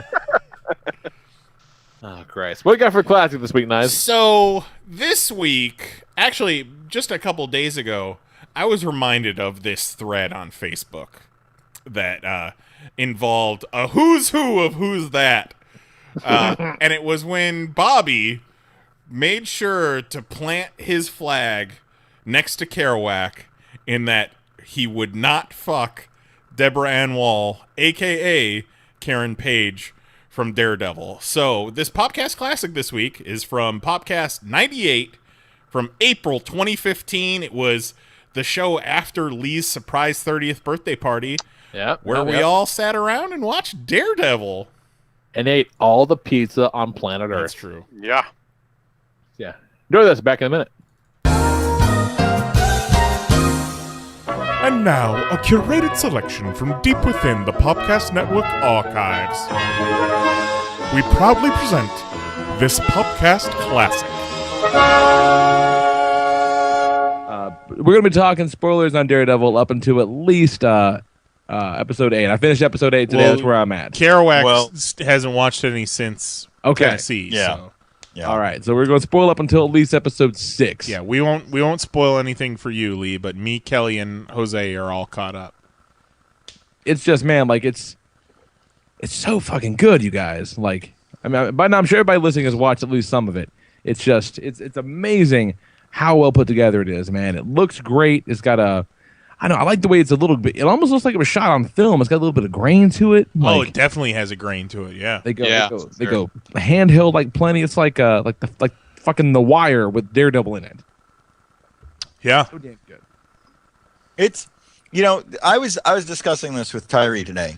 I do not understand how, from a studio money-making perspective, it can possibly be a more financially viable option to make 13 hours of Daredevil for Netflix than it is to make 2.5 hours of the Avengers. I get that you don't have the big effects pieces. I get that there's that. And I get that Charlie Cox is not pulling in some Chris Hemsworth money. I get that there's that. But is that really like what offsets? This looks like a movie. This looks like 4 movies back to back to back to back. Yep. Yeah. They said that the 13 episodes of Daredevil cost less than a single Marvel Studios movie. Yeah. Well, the budget on Orange is the New Black is like $1.5 million per episode. No, it could be more or less on Daredevil. I mean, they do a lot of location shots, a lot of exteriors. I'm sure it's a little more expensive than that. But, man, it just... Juggalo John in the chat does correct me. Charlie Cox is not pulling in Chris Hemsworth money yet. Yeah, because that guy's that man fucking star, man. The cast is perfect. At one point early on, Kerouac made the foolhardy observation that, I don't know why everyone thinks that this girl playing Karen Page is so beautiful. Yes, he wasn't even asked about it. He offered up that opinion willingly. No, it's because it's the 4th time in the show that somebody insists on saying how fucking beautiful this girl is, and I'm like, you need to stop saying that, because that's where my suspension of disbelief has gone right out the window. Guy with super senses, I'll believe it. This girl is super beautiful? No, I'm sorry, you're full of shit. Now, a straw poll of 10 random adults cross-section both genders of the species revealed 90% would bang. Yeah. By science, we determined Kerouac was the worst.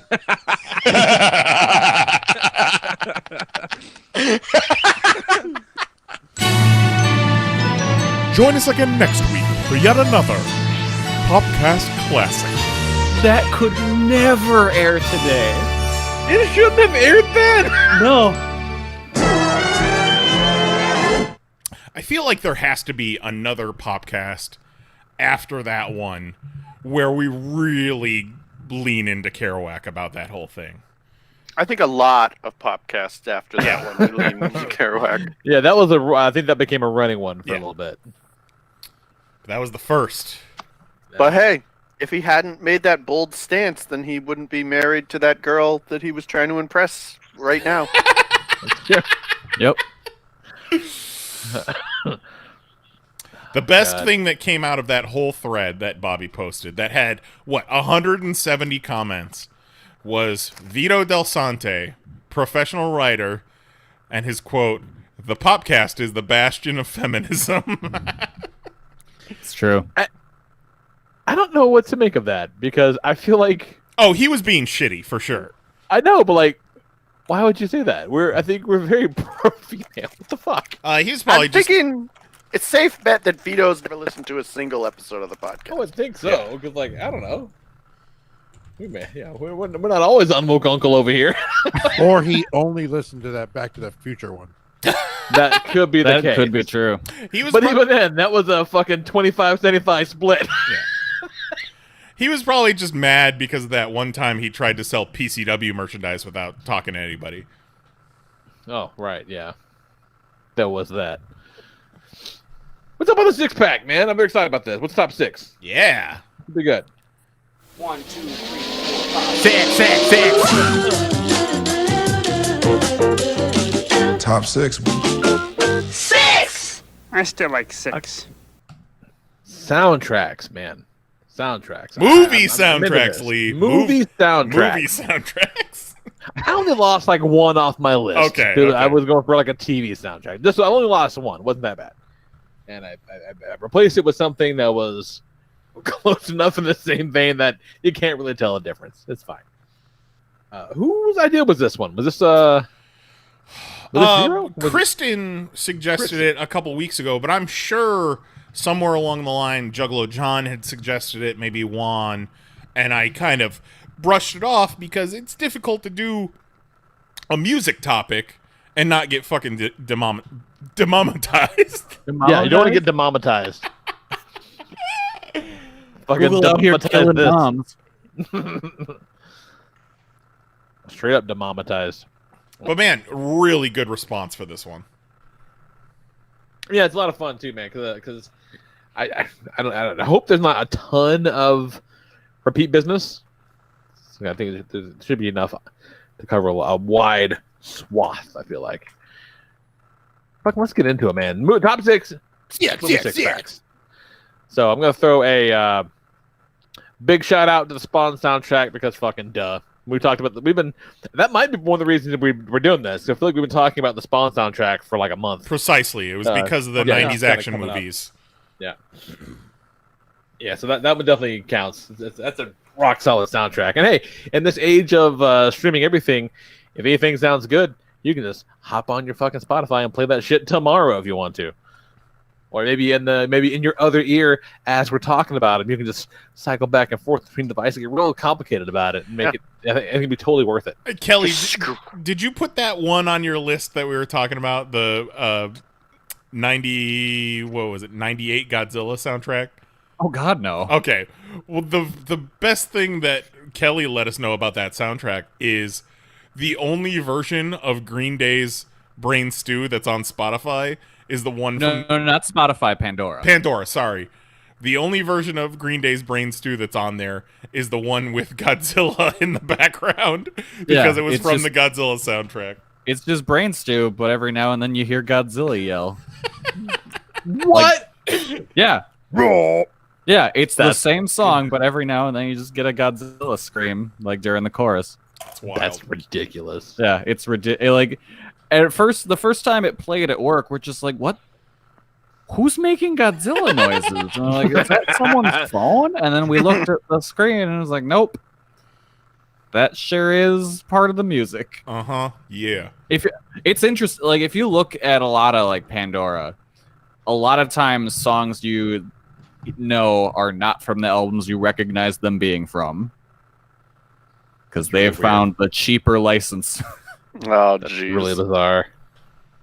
All right, so a snapshot of early to mid aughts rock music, and infinitely better than the movie it comes from, is the Punisher soundtrack. That's where that Broken Song blew up on, and it's a whole bunch of bands from that time. Mm-hmm. And most of the soundtrack, it's a fucking pretty good album if you're into that sort of lane of music. And I can't tell you a whole lot about that movie, but I know most of the songs on that record. How can you John talk? Travolta's the bad guy. How can you talk down to the Thomas Jane Punisher movie yet you love Warzone? Yeah, I actually like the Thomas Jane Punisher movie. Yeah, I like it too. It's fine, but like the Thomas Jane Punisher movie is kind of generic. It's sort of unremarkable. There's not a whole lot of Punisher movie. That's it. It's barely a Punisher movie. There are actual scenes from the Punisher comic in it. Oh, you mean like there's none of those in Punisher Warzone, right? Yeah, not a single one. I don't know what is going on in Punisher Warzone. I don't recall any scenes from Punisher comic where they blow up a parkour guy. Oh, you've been reading the wrong Punisher comics. Clearly. Just say it. It's fine. It's fine. But does not hold a candle to Punisher Warzone. God, no. Punisher can't lick the boots a Punisher Warzone. The first time I heard you say that, I thought both of you were just joking. Right? No. No. Fucking love that movie. I'm still not 100% sure. And I think when they convinced Jose to say that it was also good, I just feel like they're trolling me and have been ever since. Fucking love that movie.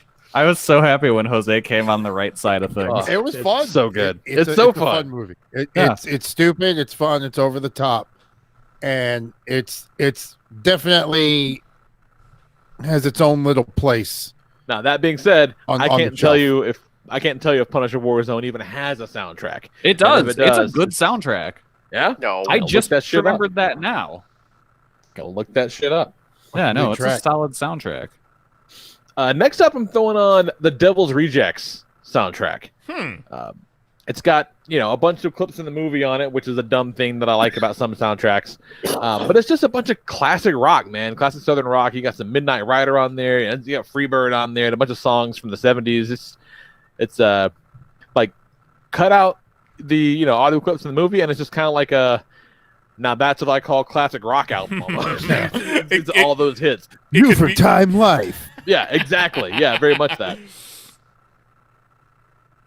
That's what I call cool 70s rock. Volume 2. Going back to the Punisher Warzone soundtrack, you got Psychosocial by Slipknot on there. You got some Rise Against. You got Fallen by Seether. You have the titular Warzone by Rob Zombie. There's some Hatebreed on there. There's a song that's co-production of Dave Mustaine and Static X. And then Bullshit. They put the wrong Punisher soundtrack on here. And then Days of Revenge by Ramallah, which is the rad as fuck song in the initial trailer for that movie. Well, now you gotta go listen to that. I'm gonna put that on in just a minute. Fuck yeah, it's great. Punisher Warzone. Note made. Hell yeah. Lee's like, enough of this podcast bullshit. I'm gonna go listen to the Punisher Warzone soundtrack. Then we're gonna watch Punisher Warzone. Oh, fuck, we should go watch All right, screw the show. We're going to go watch Punisher Warzone. Yeah, it'll be fine. Okay, next up, Into the Spider-Verse soundtrack. That's another one that it's a good just kind of album on its own. Yeah. And then the music is used so well in the movie. Yep. Yep. I actually just remembered that one. I just remembered that one and replaced something else on my list with it. Yeah, What's Up Danger? Exactly. What's that, Up? like, Oh yeah, that song's so that's good. my favorite one. Yeah. It's a good song, but then you put it with that scene, and it will never not give me goosebumps. No, Like, it's so good. And the Prowler theme I really like too. Yeah. Yeah, because it's just scary and it's good. Same, kind of on the same vein. Guardians of the Galaxy. I'm gonna say Volume 1 more so than 2. Yeah. The soundtrack is definitely stronger. It's pretty much a character in the movie, almost. Like, because the soundtrack is like that Walkman is a plot point. Mm-hmm. So the soundtrack really matters to that movie, and it's another good, kind of old school, kind of classic music stuff, man. It's another good one like that. And I that enjoyed that one a soundtrack, lot. that soundtrack hit so big that every fucking movie and movie trailer after that tried to replicate it. Yeah, and it just didn't work. It's not the same. It's like, what if we put a whole bunch of needle drops in Suicide Squad? Will they like it? Nah, we still don't. We still don't like it. All right, these last two dark horse candidates. All right, Get Him to the Greek soundtrack. Hey, is that a good movie? I think I've heard good things about that. That's a fun movie. Get Him to the Greek is a really fun movie, and All it's right. Russell Brand stars. He's Aldous Snow. He's the musician. He's the guy who was in. He's the same character that he played in Forgetting Sarah Marshall. So he's that guy. And so they recorded an entire album of songs by the fictional artist in the movie. Infant Sorrow. Infant Sorrow. Most of the soundtrack is Infant Sorrow. In fact, if you look it up, like it's Get Him to the Greek by Infant Sorrow is what it's under. Not again the Greek playlist. Like the name of the album is Get Him to the Greek. The band is Infant Sorrow. There's a couple other songs in there too. And they run from anything from like, kind of funny joke songs to, laughably terrible because one of the songs is like, his fall from grace track that everybody hates, but they recorded the whole song, put it on there, and some of them are kind of legit bangers. Like it's a fun thing that you don't really get in a lot of movies. Yeah, the Infant Sorrow songs on the Forgetting Sarah Marshall soundtrack are good. Yeah, like he's kind of good. Like, I'm not mad about it at all. And then similar vein, Scott Pilgrim versus the World. Good one. Yeah. Yep. It's a good one. That's typically I'm not a big fan of that type of music, generally speaking, but it works again in the context of the movie. It works really, really well. It's the fake bands in the movie. It's bands playing under the name of other bands or whatever. And it's just as much a soundtrack as it is kind of an adaptation because that music is really important to the source material too. To the point where there's I think tablature and shit like that in some of the early volumes of the comic book. I mean, so it's very much part of the Scott Pilgrim tapestry is this soundtrack.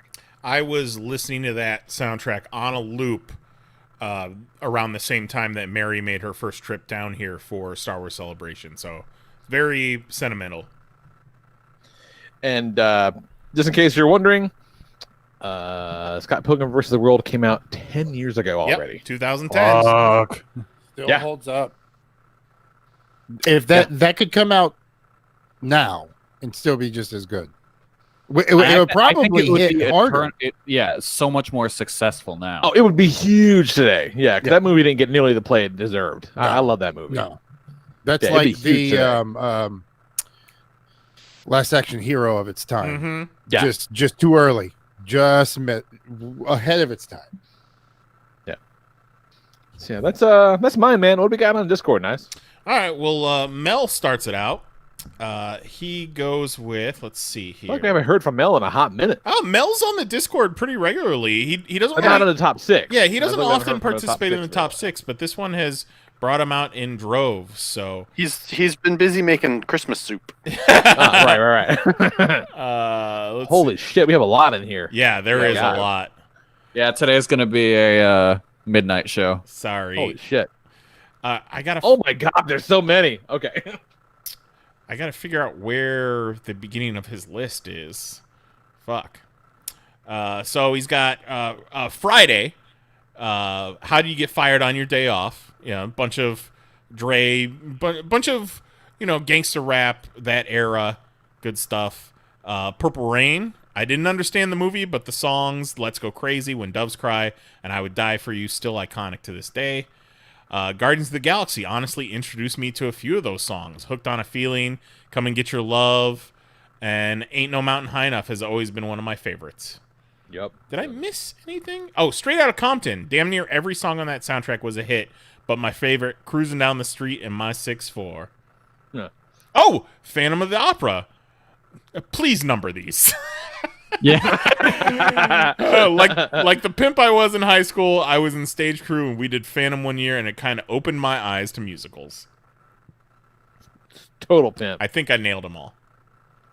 Also forgot Footloose, the OG Footloose. Well, god damn it. It's okay. Sorry. It began right under where he said, "Here's my list," in no particular order. Oh, okay. He really hit it deep in that camouflage there.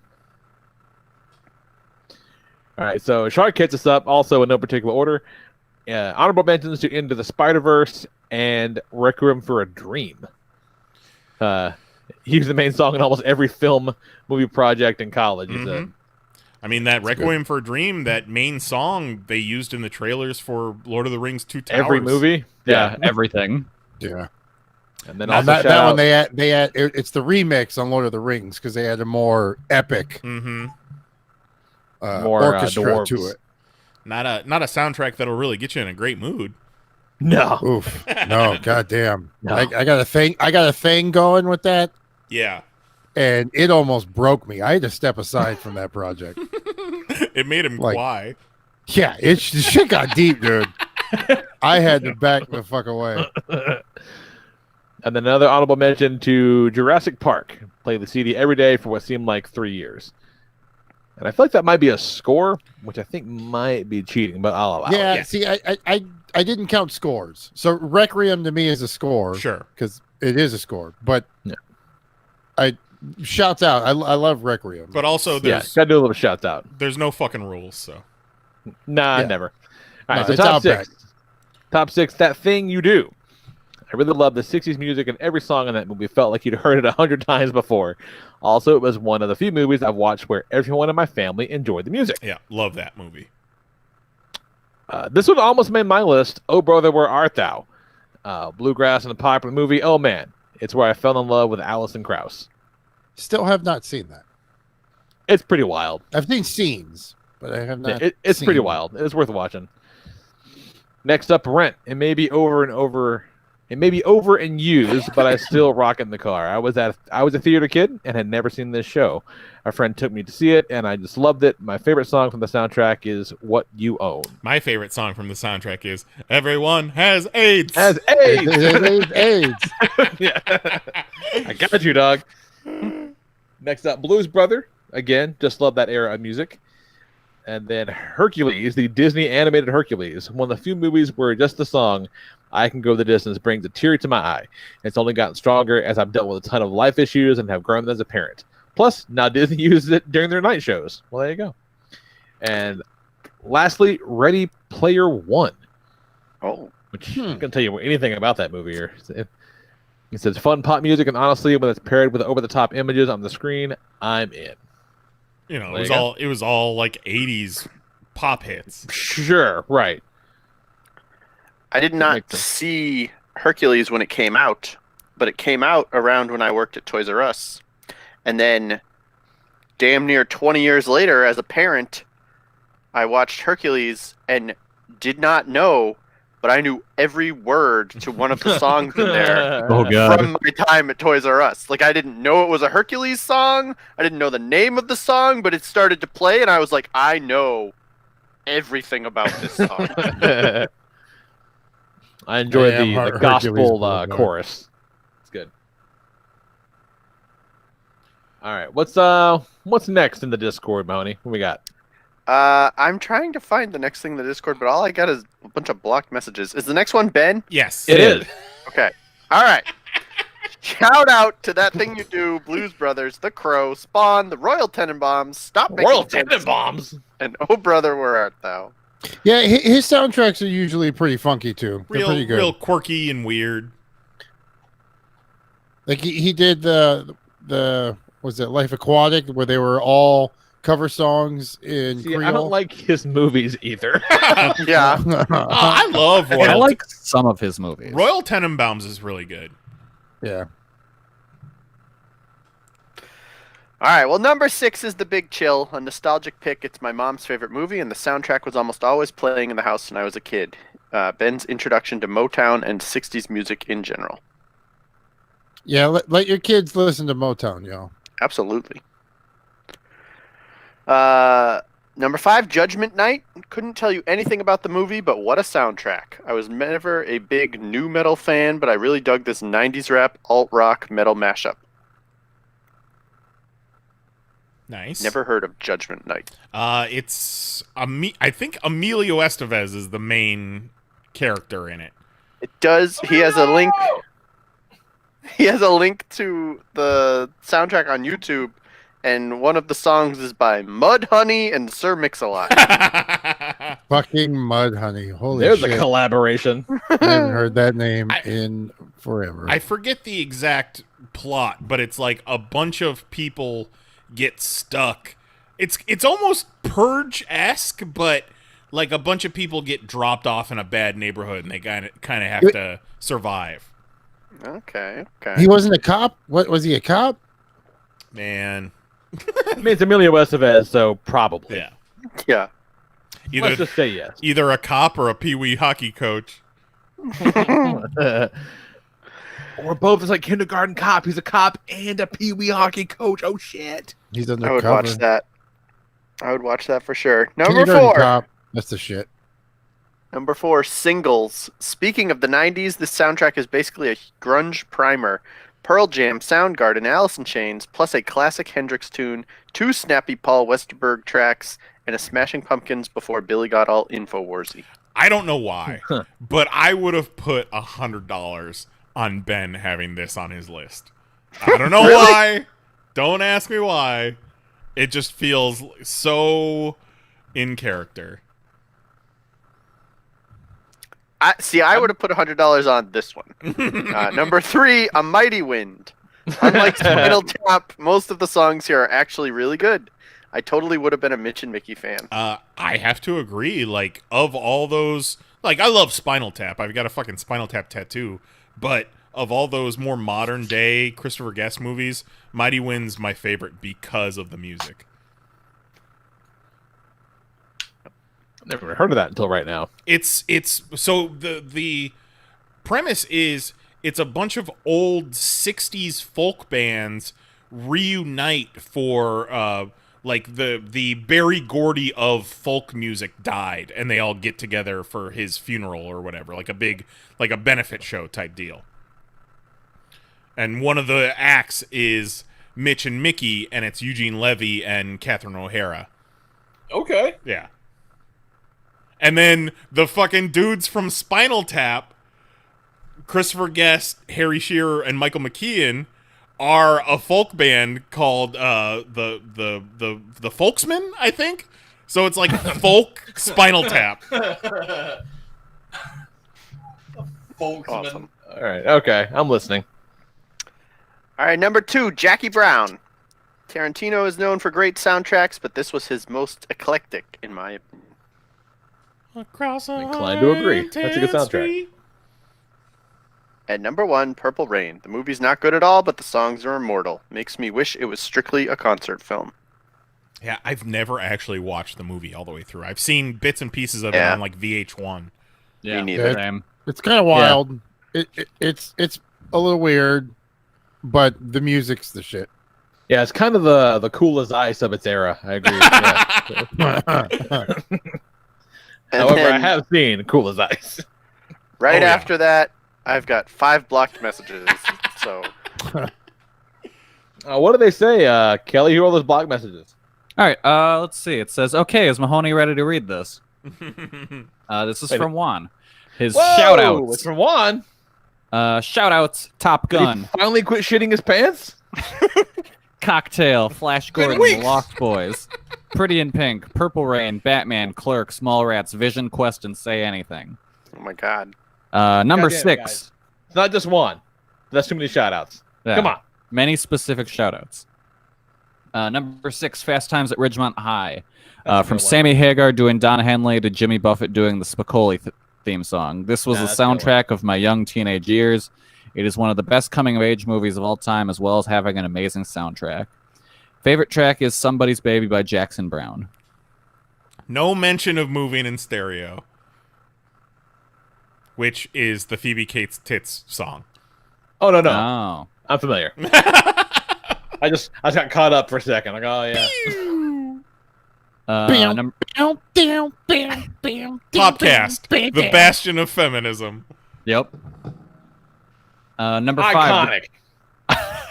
The Decline of Western Civilization Part 2, The Metal Years. The soundtrack for the documentary of the LA glam rock scene. This soundtrack is the first of 2 on my list that highlight the great Aquanet era of rock. Yes, Aquanet is a hairspray, Kelly. Oh, okay. This is very on brand. Kicking off with an incredible version of Under My Wheels by Alice Cooper with Guns N' Roses to hitting hard immediately to the sleazy sounds of Faster Pussycat with Bathroom Wall. You get metal in all its different formats on this soundtrack, from the dirty, smoke-filled club sounds of Motorhead to the trash of Rigor Mortis. Favorite track is Bathroom Wall by Faster Pussycat. Number 4, Howard the Duck. Wow. I had this as an LP and still have it. While Side B is all the amazing score by John Barry, it is Side A that is my go-to for the good stuff. Side A features the songs performed by the in-movie fictional band Cherry Bomb, in which Leah Thompson did her own singing. This is a pretty good soundtrack. He's not wrong. The songs are all written by Thomas Dolby, with the exception of the title track, which is written not only by Thomas Dolby, but by the master of funk himself, George Clinton. Favorite track is Hunger City by Cherry Bomb. Wow. Music is very important to Juan, so it's not surprising at all that he's got some deep cuts here. Yeah, but I had no idea that Leah Thompson did her own singing and that there were so many good names behind that whole thing. Yeah, me neither. Number 3, Shocker. My second favorite that highlights the best of the glam rock era. This soundtrack features Megadeth doing an awesome version of No More Mr. Nice Guy, and an amazing supergroup made up of Paul Stanley, Vivian Campbell, Tommy Lee, and Rudy Sarzo as the Dudes of Wrath. Also features other great bands of all time like Dangerous Toys, Soraya, and Bonfire. Favorite track is Sword and Stone by Bonfire. Also, Shocker fucking rules. Shocker is that Michael Chiklis? No. No, it's not Michael Chiklis. It's a guy you've never heard of. But it's a horror movie about a guy who gets electrocuted in the electric chair, right? Yes. Okay. Yeah. Oh, it's it's Mitch Pileggi, not Michael Chiklis. Mitch Pileggi. I see where I made the miss. Playing Horace Pinker, a TV repairman who gets electrocuted in an electric chair and then gains the ability to jump in and out of televisions. Yeah, I distinctly remember the big like cardboard standee at the old video store back in the day. Like that was there forever. No, I fucking love that movie. Sorry, number 2. Sorry. Number 2, Dream a Little Dream. One of my absolute favorite movies. You don't get any more 80s than this movie. The soundtrack is phenomenal in my eyes and ears. You have Into the Mystic by Van Morrison. I've got Dreams to Remember by Otis Redding. Mickey Thomas from Starship doing a duet with Mel Torme on Dream a Little Dream of Me. Mike Reno from Loverboy doing an amazing ballad called Whenever There's a Night. And my favorite track, Rock On by Michael Damian. Michael Damian? Fucking Rock On's fire, though. Hey, kid, rock and roll. Rock on! I tell you what, though, the only Dream a Little Dream I want to hear about is the one that's sung by Miss Piggy. Yeah! And Juan's number 1, Josie and the Pussycats. Come on, like you did not see this coming. Babyface produces a pop punk album. You have Kay Hanley from Letters, from Cleo on vocals doing covers of Real Wild Child and Money. That's what I want.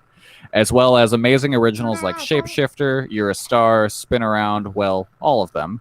I could name them all. Not to mention the 2 du jour songs on the soundtrack are pure gold. My favorite track is Three Small Words. Now, du jour was the in-universe boy band. I think Seth Green was a member, I believe. I believe so, yeah. Never actually seen Josie and the Pussycats. No. I've listened to that album, though. Right? You gotta go check out the Discord. There's links to a lot of these soundtracks and videos and shit. It's worth checking out for sure. So, what you got, Jose? All right. Number 1, shout outs in this motherfucker, because you know that's how I do. Hold on. Romeo and Juliet, great fucking soundtrack. That almost made mine, but it's more of a score. Yeah, it's very good. Lost Highway, Love Perfect Drug, Purple Rain. Let's go old school. The Graduate. Oh, wait, and Romeo and Juliet. That was the Cardigan song, wasn't it? Oh, that's right. Yeah, that's right. No, there's a lot of. But like that's a lot of songs. That's the big song off of that soundtrack. Yeah. But Radiohead's on there. Like all kinds of fucking people are on there. Shout out to some one-hit soundtracks. In the Days, there's a sweet ass Guns N' Roses song on there that's pretty fucking cool. Yeah, and that's for the soundtrack, right? Yes. Yeah. Have we ever talked about the sex move End of Days? No. Yeah. No, I think so. But a long time ago. Talked about it, but like that's back when we were the bastion of feminism. Yeah, it was. Oh my god. Drive, Lost Boys, Space Jam and the Bulls Doc, Train Spotting, Superfly, Eddie and the Cruisers. Fucking love that song. It sounds like he's just saying words. All right. Like when he finishes, he's gonna activate Kelly as the sleeper agent. He's like, Drive, Space Jam. Person, woman, man. Blades. I shall carry out the mission. Number 6, I got the Blade series.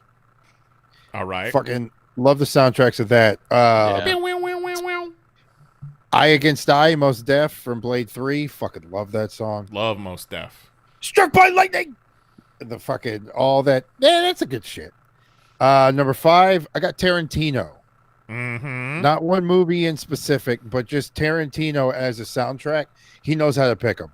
I mean, you can do a top 10, put them in whatever order you want, but everyone can agree all of his soundtracks rule, and they definitely fit.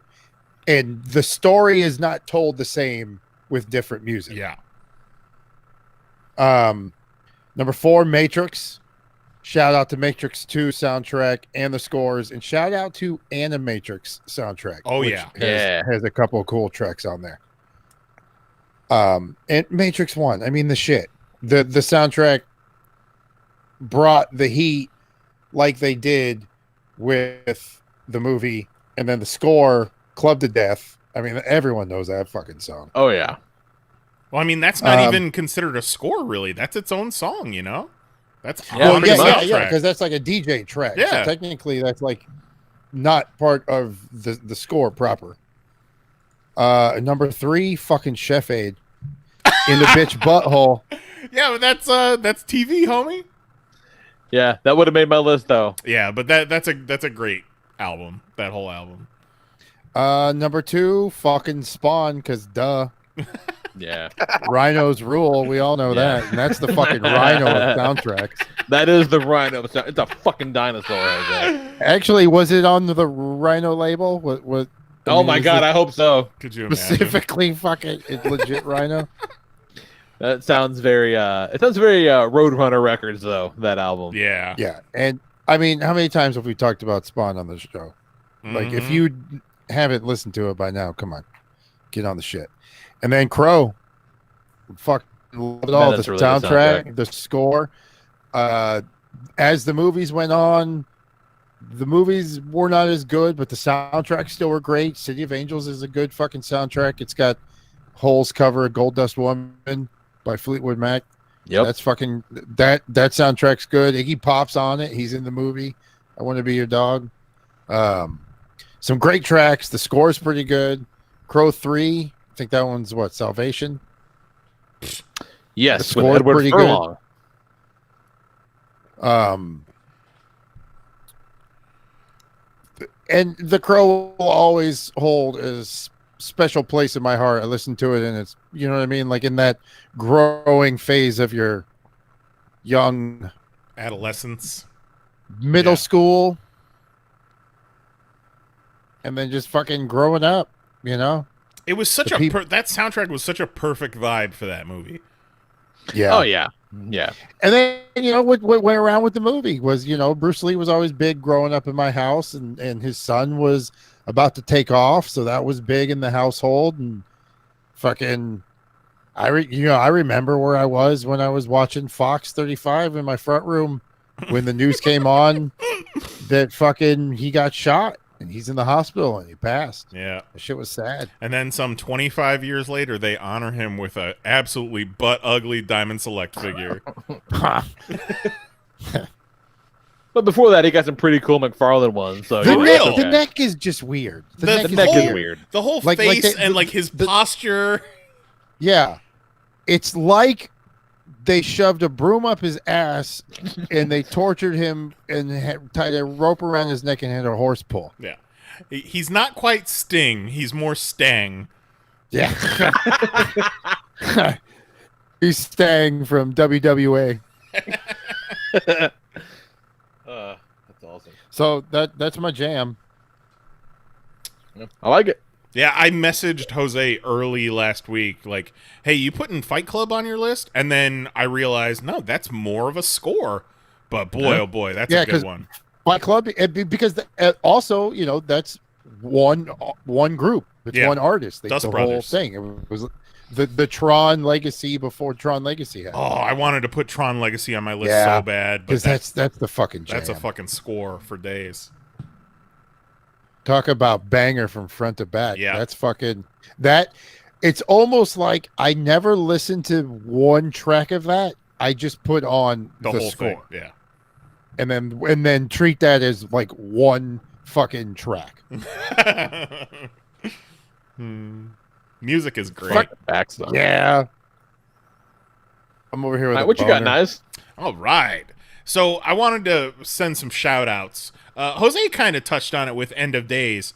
Man, like, I got so many soundtracks just based off of one song. And a lot of times you get a soundtrack and it's only got that one song on it. So I got a quick little shout out list of soundtracks with one or more main bangers. First off, the Dr. Dolittle soundtrack, the Eddie Murphy Dr. Dolittle. That's the soundtrack where the Aaliyah featuring Timbaland song "Are You That Somebody" came off of. One of my favorite songs of that era. Some more Aaliyah. The Romeo Must Die soundtrack had 3 Aaliyah songs on it. One of them with DMX, who was also in the movie.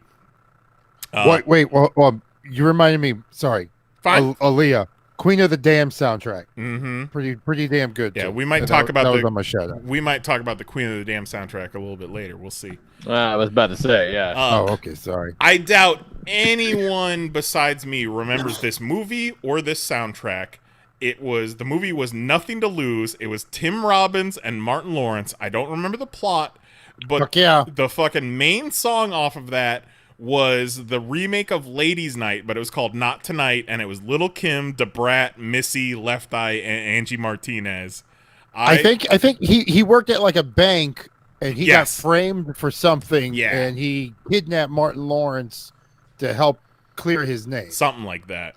But man, I listened to that soundtrack so much in fucking, I think, 10th grade, maybe 9th grade.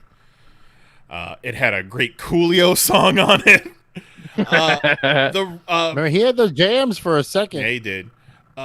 Rush Hour is a big movie, but man, that soundtrack was real hot at the time, and it had that Jay-Z song, "Can I Get a," featuring Ja Rule and Emil.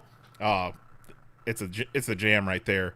The Wood, it had a song in there called "Neck of the Woods." It was Outkast featuring Yeah. Mystical. Oh man, that thing will get you going. And then Never heard of that one. Mystery Men. Fucking Mystery Men Hell yeah, Mystery Men. was the first time you could buy a CD with Smash Mouth Steve's hit All Star on it. Like months. Are you serious? Yes, months before the album came out. Mystery Men brought All Star to the masses. That is absolutely shocking. Yes. And you know what? That's another one I think that would do really well today. Oh, Mystery Men is fantastic.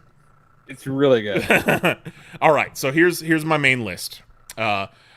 People would be surprised if you've listened to me on the show. You'll be surprised that this is so low on my list. But my number 6 is The Lion King. It's my favorite Disney movie, my favorite Disney soundtrack. I rocked this one on my Discman on the bus in 8th grade. You got Elton John and Tim Rice writing the songs, and then Hans Zimmer doing the score bits. I have my fucking alarm on my phone set to Circle of Life. You got yeah, imagine waking up to it's pretty fucking epic. I dig it. I dig it. Yeah. I just can't wait Sounds to be great. king. Be prepared. Can you feel the love tonight? Hakuna Matata. Come on, get out of here. My number 5, I'm going against the grain a little bit. People are talking Guardians of the Galaxy Volume 1, but I think I prefer Volume 2. I mean, bold stance. Volume 1 was the best soundtrack in years. It changed the game. But I think Volume 2 had the better song selection. You got Mr. Blue Sky, Fox on the Run, The Chain, Brandy, Surrender, Guardians Inferno, which was fucking nuts. And one of the best parts of the movie and the soundtrack that me and Mary love is when Kraglin's up on the ship all by himself and Wham Bam Shangalang is playing and he sings along to it while he's eating soup and he just goes, "Soup! Soup!" One of my favorite bits. Number 4, I'm going to piggyback off of Jose with The Matrix and The Matrix Reloaded. I kind of squished them both in here on the same spot. Both soundtracks of the first movie and the second movie feature songs from Marilyn Manson, Rob Zombie, Deftones, and Rage Against the Machine on both Holy albums. shit. I thought that was pretty nuts. You know, it's hard-hitting rock, metal, electronica, but I would definitely prefer the first one. You've got Manson doing Rock is Dead. You've got the Spy Break, which was the Matrix theme that was parodied and everything. Jose mentioned Club to Death. You got Rob Zombie with Dragula, My Own Summer, Du Hast. The movie ends with Rage Against the Machine, Wake Up. So good. I want to so stop and just listen to music. This whole exercise has inspired me to not only listen to soundtracks but watch the movies. And today I watched this movie. It's my number 3 pick, Tenacious D, In the Pick of Destiny. Fucking great soundtrack. Above and beyond my favorite Tenacious D album. I listened to it before I even saw the movie. Let's go down the track list a little bit here. Kickapoo, Classico, History, Master Exploder, Papa Ginu, Dude I Totally Miss You, Beelzebub, Pick of Destiny, The Metal. Fucking The Metal was on Guitar Hero. That's how fucking fire this soundtrack is. We've talked a little bit about Quentin Tarantino. My number 2, Pulp Fiction. It's got to be the most iconic of all the Tarantino soundtracks. Each song makes you think of a scene. Miserlou and Jungle Boogie is basically the opening credits. Let's Stay Together when Butch is talking to Marcellus. Son of a Preacher Man when Vincent Vega goes over to Mia Wallace's you're right. house. Everyone takes you right back to it. Yeah. You're exactly right. Girl, You'll Be a Woman Soon when Mia puts on the song and then she snorts the heroin. One of my favorites is Flowers on the Wall, where Bruce Willis as Butch is sitting in the car and it's playing and he's singing along with it. Counting flowers on the wall that don't bother me at all. And then he drives into Marcellus. Yeah. And then it's the most calm scene. And from there, it's like balls nuts right after that. And Lee, I forget which album you were talking about that had the sound clips on it, but the Pulp Fiction soundtrack has all those. It's got Zed's Dead. It's got the whole Royale with Cheese bit, Bring Out the Gimp, and the whole Ezekiel 25:17 speech. So, real good. And then my number 1, my favorite movie, one of my favorite soundtracks, The Blues Brothers. When I had my first CD case, it was the front disc, like my number 1, my A number 1. Let's go through some of these Blues Brothers songs. Give Me Some Lovin', Sweet Home Chicago, Everybody Needs Somebody to Love, Rawhide, Jailhouse Rock. Other artists on the album, Ray Charles, Aretha Franklin, James Brown, Cab Calloway. Come on, get the fuck out of here. I got that shit on CD. I got that shit on MP3. I got that shit on vinyl. Come on. Fucking CD books, man. When I sold that car a couple weeks ago, the guy's like, "The CD player work?" And I'm like, "Fuck, I don't know." Like, let's assume so, but I promise you nothing. I haven't touched a CD in 10 years. Hard maybe on the CD player, dog. Hard maybe. Physical media? Blech. That's a rock solid list, Jason Nyes. Thank you. Rock solid. I wrote that Juggalo shit John on the Friday. Discord. Top 6 for Juggalo John. Number 6, Ready to Rumble. The movie was trash, but it had a great soundtrack. I got it for the Biff Naked cover of We're Not Gonna Take It and the cover of Baby One More Time by Ahmet and Dweezil Zappa. Rest is solid late 90s, early aughts. When I was watching Ready to Rumble last week or the week before, it was on and Mary was kind of in and out of the room. And she was like, "What's with this wrong sounding We're Not Gonna Take It?" Wrong sound. Number 5, the Aqua Teen Hunger Force : movie for theaters : the soundtrack. This is an amazing collection of strange and fun songs, both rock and hip hop. From the main theme, I Like Your Booty But I'm Not Gay by Insane O Flex, Blam Blam by Killer Mike, The Chosen by On Earth, plus skits that intro some of the tracks. It's great. Number 4, Mortal Kombat soundtrack. Just so much more, so much rock, rock and metal from KMFDM, Fear Factory, Typo Negative, and Napalm Death. The 2 versions of the Mortal Kombat theme Techno Syndrome, and the movie remix by Utah Saints. This was a soundtrack I found myself going back to again and again in my high school collection, years after the movie came out. Good, like, workout soundtrack. Hell yeah. I remember, I think the Mortal Kombat theme was either written by or performed by George S. Clinton, and everybody thought it was George Clinton from P-Funk, but it was just some other George Clinton. No, George S. Clinton. Fucking that's Reptile song. That's my favorite. Yep. Number 3, Metalocalypse, the Doomstar Requiem, a clock opera soundtrack. It was the full rock opera they did for the hour-long special, and sadly, the last Metalocalypse episode. But it's so good, I think I put the album on once a month and play it straight through. All of those Death Clock albums are great. Yeah, those are good albums. I might watch that from the beginning. Yeah, that's a good choice. You're making good choices, Jose. Thank you. I've never even seen that show, but I like those albums. Oh, it's really, really good. And like I've never seen it either. Every episode ends with a song, essentially. That's pretty cool. Yeah, everyone loves it. Gotta watch it. Everyone thinks it's great. Yeah. That's our next number podcast. Me and Kelly just watch Metalocalypse.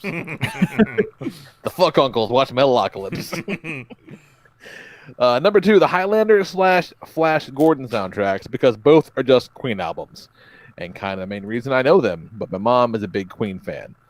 Princes of the Universe, the Flash Gordon theme, Who Wants to Live Forever, all songs that have lived far past their life in the movie's soundtracks. And then number 1, this is a fucking dark horse candidate, the Basketball soundtrack, which he says saved his friend's wedding reception. This is a pretty good story. The D-bag that was meant to DJ for him kind of fucked him over at the last minute, and a lot of my stuff was used in place of that. Halfway through the dancing, and someone said, "We don't have anything to do the conga line to which I flipped right to this disc and said, "Does a cover of Jumpin' Line do?" This album is a great collection of third wave ska and punk with bands like Real Big Fish, Goldfinger, Nerf Herders, and Cherry Poppin' Motherfucking Daddies. Part of the soundtrack are in like 3 of my rotating playlists to this day. I love basketball. I love basketball so much. It is so funny. Movie night. Steve Perry. You're gonna wrap this down.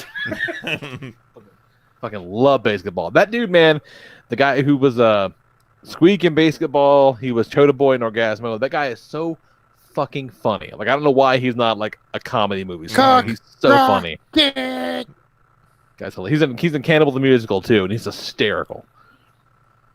Then Juggalo John gives shouts out to Labyrinth, Westworld Season 1, because all those piano songs and sci-fi synth mix are great. Thor Ragnarok, I'm a sucker for that sci-fi feeling synth. Rock / metal, and that score seemed like it was made for me personally. And then Meet the Deedles for more ska, and The Wedding Singer. Yeah, Wedding Singer's good stuff. Well, that's pretty good. All right, what you got, Kelly? Okay, so first we'll go with some shout-outs. Shout-outs? Shout it. Number 1, we got Shrek. God damn it. Another soundtrack that had All-Star on it. Exactly. Oh, and it had that cover of I'm a Believer too, right? It sure as fuck did. Yeah. Brought Smash Mouth to the masses. You may be right about that. Shrek I and would Rat say Race. to the new, like, another generation, but like Smash Mouth was among the masses. Yeah, that was I think their there's- Travolta Pulp Fiction moment. Yeah. You know what though? Like Yeah. those fucking Shrek movies are still bringing Smash Mouth to future Absolutely. generations. Absolutely. They're still doing it. Absolutely. Like, don't My get me son wrong. loves that fucking All-Star song. He sings the shit out of that song. He's in a karaoke rad because of dude. He's Shrek good. He's a rad dude. He should. And then I have 2 scores, which don't count, but they're getting shouts out. First is Social Network. Yeah. I think, was that the first one that Reznor and I believe so. I believe guy that's the did? first major motion Was picture. it that Atticus Yeah. Ross? Yes, that's it. Thank you. Unless Trent Reznor did the score for The Social Network. Yeah, dude, you didn't know that? Yeah, I did not know listen that. to I it. knew Oh, that. you can tell. You can tell. Oh, yeah. And he used some of the. Okay, have you heard of the 9 Inch Nails album Ghosts 1 and 2? Yeah. Some of those songs are on the Social Network soundtrack. Oh, okay. And then Reznor did "Girl with the Dragon Tattoo," right? Yeah, that's what I was going to ask. Whichever one came out first, I think was his first one. It was Social Network. Social Network. Okay, then yeah. Yeah, but yeah, that soundtrack rocks. Yeah, it does. And then the other score is Beyond the Black Rainbow. Real weird, synthy, creepy music. What the fuck movie is that? Oh, that's a fucking real weird horror movie. It's a Jabberwocky doc. That's a movie where if you ask me what it's about, I'm like, I don't know.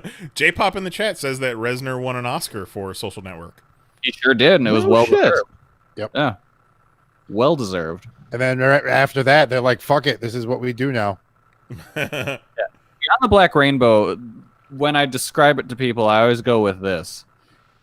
It's a movie with a weird hypnotic quality to the point where my cat sat down and watched it for a full hour. Well, that doesn't seem right. Yeah.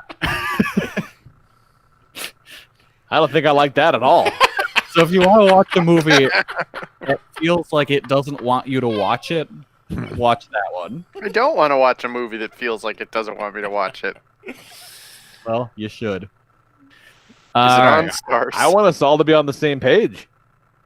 Yeah, it was A consensual movie. Yeah. I want us all to be together on it. Yeah. Yeah, it's a real weird like send off to 80s horror movies.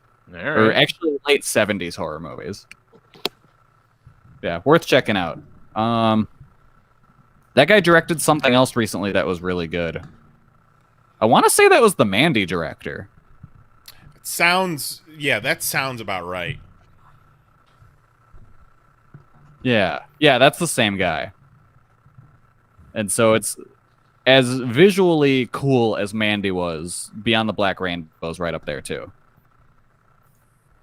So let's go. My number 6 is Shin Godzilla.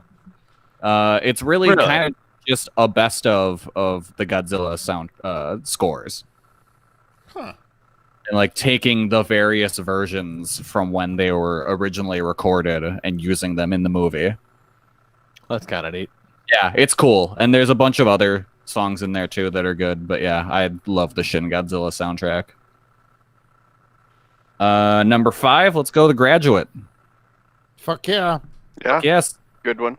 Old Graduate. Hello, Mrs. Robinson. Yeah. Hello, Darkness, my old friend. Yep. Fuck Got yeah. that Sounds of Silence in there. You know what it needs? The Disturbed version. Sure does. Ooh. Oh, Jose just thought of a video idea. Oh, getting boners over here. Number 4. Let's go the Kill Bill Volume 1 soundtrack. Yeah. Solid. RZA. I like that one a lot.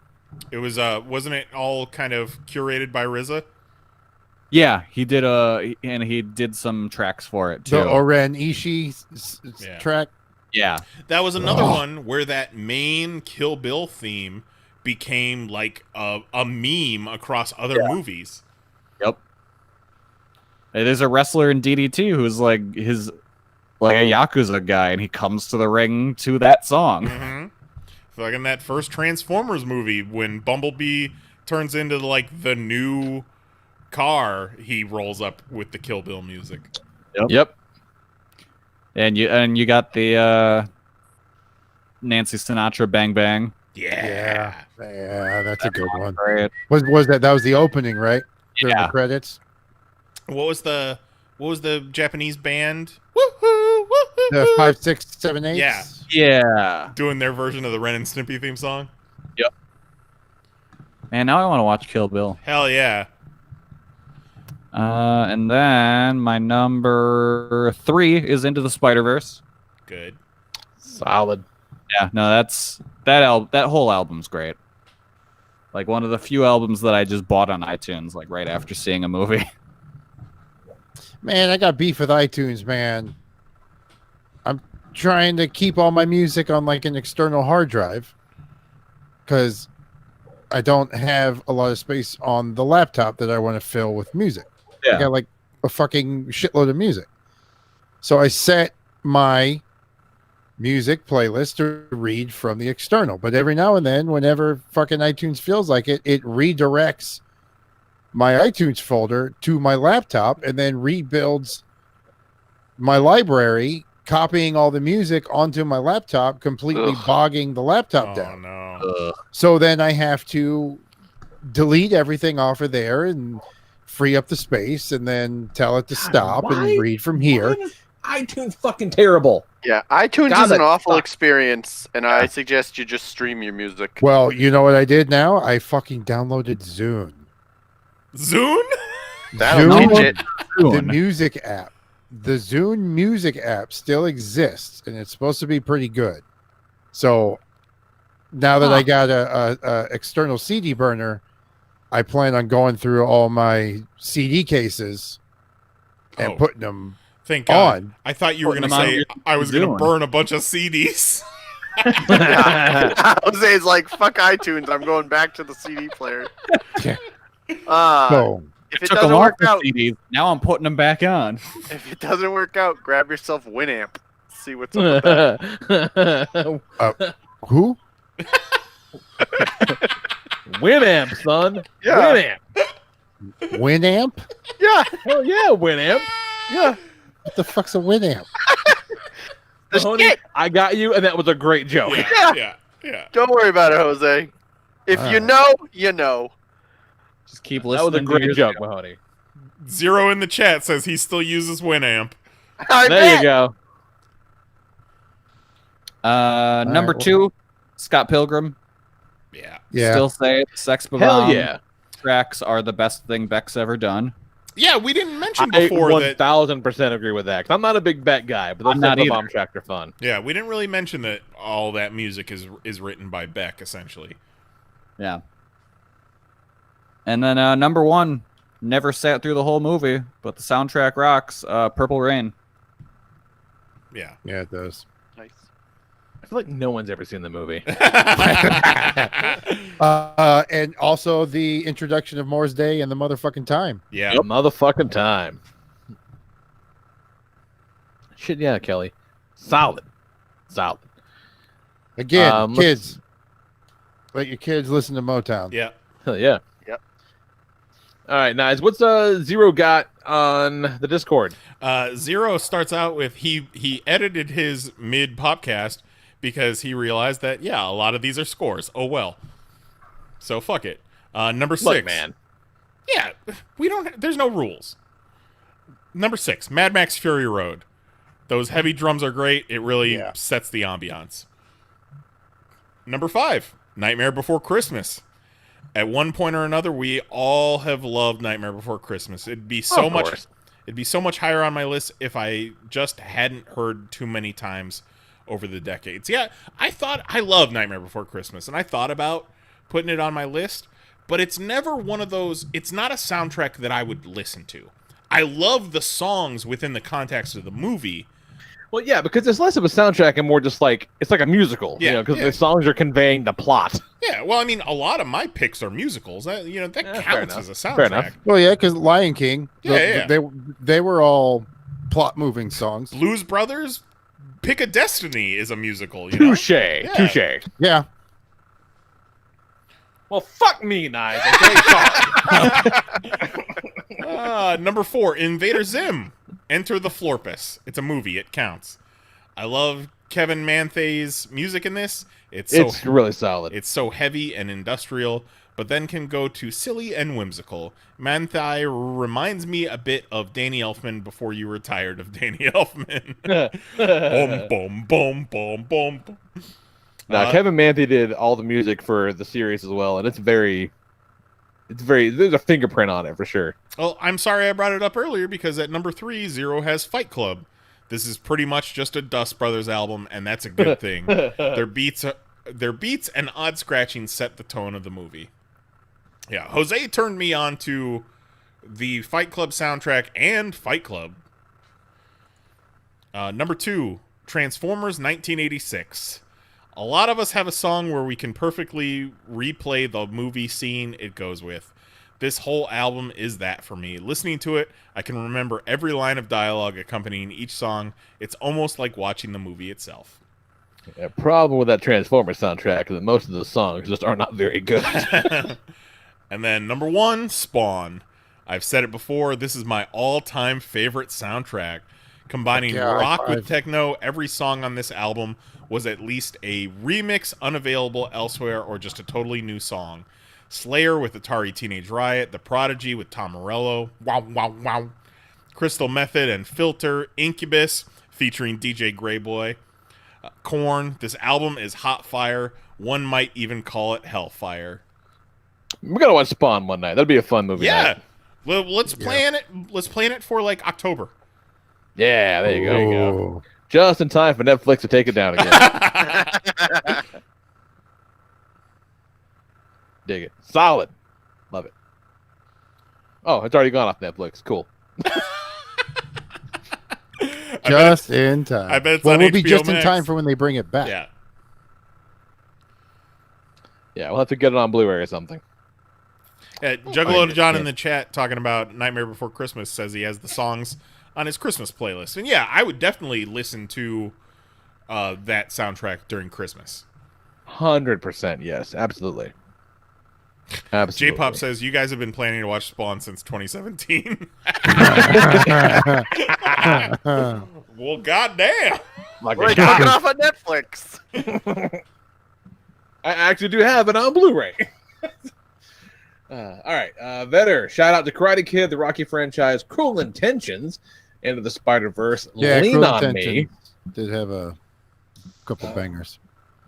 More shout outs to The Lost Boys, Back to the Future, Across the Universe, and Guardians of the Galaxy. His list proper starts with Forrest Gump, the film with a timeline of great music. And you know what? Yeah, he's right. Yeah. Yep. Yeah. Number 5, Oh Brother, Where Art Thou? Speaks to the Soul. Number 4, 8 Mile. Well, it's a classic hip hop. Number 3, Judgment Night. Judgment Night again. Number 3, Spaghetti. Pearl Jam and Cypress Hill. Del the Funky Homo Sapien and Teenage Fan Club, Booyah Tribe, and Faith No More. This album was epic. Number 2, Purple Rain, No Explanation Needed. And number 1, UHF, contains what may be my second favorite Weird Al song, Biggest Ball of Twine in Minnesota. It's pronounced oomph. Oh, sorry. Going back to Brother We're Out, Oh Brother We're Out Thou.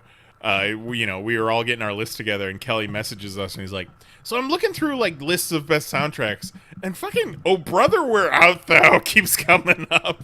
It's like, what the fuck is And we're that? like, yeah, yeah. I had no recollection of the soundtrack.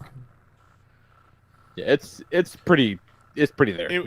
I've never seen it, and I've never listened to that soundtrack, but I know that it's a big deal. I know people love it. It was a real big deal for like 3 months, to the point where bluegrass musicians were famous for a hot second. Yeah. They said, "Oh shit, time to strike, boys. Now's my time."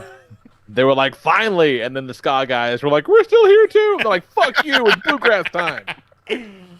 Oh man, are you guys excited for 15 years from now when there's a ska resurgence? No. I mean, a little bit. Whatever. Look, man, if Cherry Pop and Daddies had their time in the sun, give ska another chance. They've earned it. I feel like you couldn't get away with calling yourselves the Cherry Poppin' Daddies in this climate. It's cool because they were wearing zoot suits. It's fine. Yeah. It's fine. Oh, I get it. There you go. What's Mary Nyes have to say on the Discord? All right. Jason Nyes. Number 6, Dirty Dancing. When I was a kid, I was obsessed with this soundtrack, even before I actually saw the movie. I stole the DVD from my mom and listened to it on repeat. Number 5, Guardians of the Galaxy and Guardians of the Galaxy Volume 2. These are the soundtracks that I'm currently obsessed with. We have both soundtracks on vinyl, and I like to play them on repeat while I work. Number 4, Moulin Rouge. I remember watching First time for Moulin Rouge. Moulin Rouge for the first time and loving it. That it was it was a jukebox musical set in early 1900s using modern music. I think the reimagining of the Police's Roxanne as a tango is my favorite cover of that song. Honestly, Lady Marmalade is the low point of that soundtrack, in my opinion. And I think Lady Marmalade is why I did not watch Moulin Rouge until just recently, because I fucking hated that song. Well, it's because you heard it 700,000 times. I That was working retail that summer, so it was at least 11 times a day I heard it. Yeah, blew the fuck out that song. Number 3, we've been talking. She brought this up, and I was like, man, we need to watch this movie again. La La Land. I think as far as movie musicals go, La La Land has some of the best songs that tell the story so well. This is another soundtrack I will listen to over and over again. Yeah, that's got a really good soundtrack. Number 2, A Mighty Wind. They are the cheesiest songs, but so much fun to listen to. I think the songs help you suspend disbelief to the point where you're not watching Eugene Levy and Catherine O'Hara, but you're actually watching Mitch and Mickey. And number 1, she was watching this tonight. She actually watched it twice. Lilo and Stitch. Hear me out. In my opinion, Lilo and Stitch. You can stop right there. I fucking got you. Yes, Lilo and Stitch. I knew Lee would be on board. Yes. Lilo and Stitch is the Disney movie that uses non-original music in the most creative way. While there are 2 original songs, the rest of the soundtrack is all Elvis songs. Fuck yeah. In the context of the story, Elvis is Lilo's favorite musician, and she uses Elvis to teach Stitch how to be a model citizen. But even within the story, certain Elvis songs are used that correspond with the mood of the scene. When Lilo's depressed, she plays Heartbreak Hotel on the record player. When Lilo's dragging a reluctant Stitch around town as her new pet, Stuck on You is playing. And when Lilo is trying to teach Stitch to be more like a model citizen, Elvis, Devil in Disguise, plays over the montage.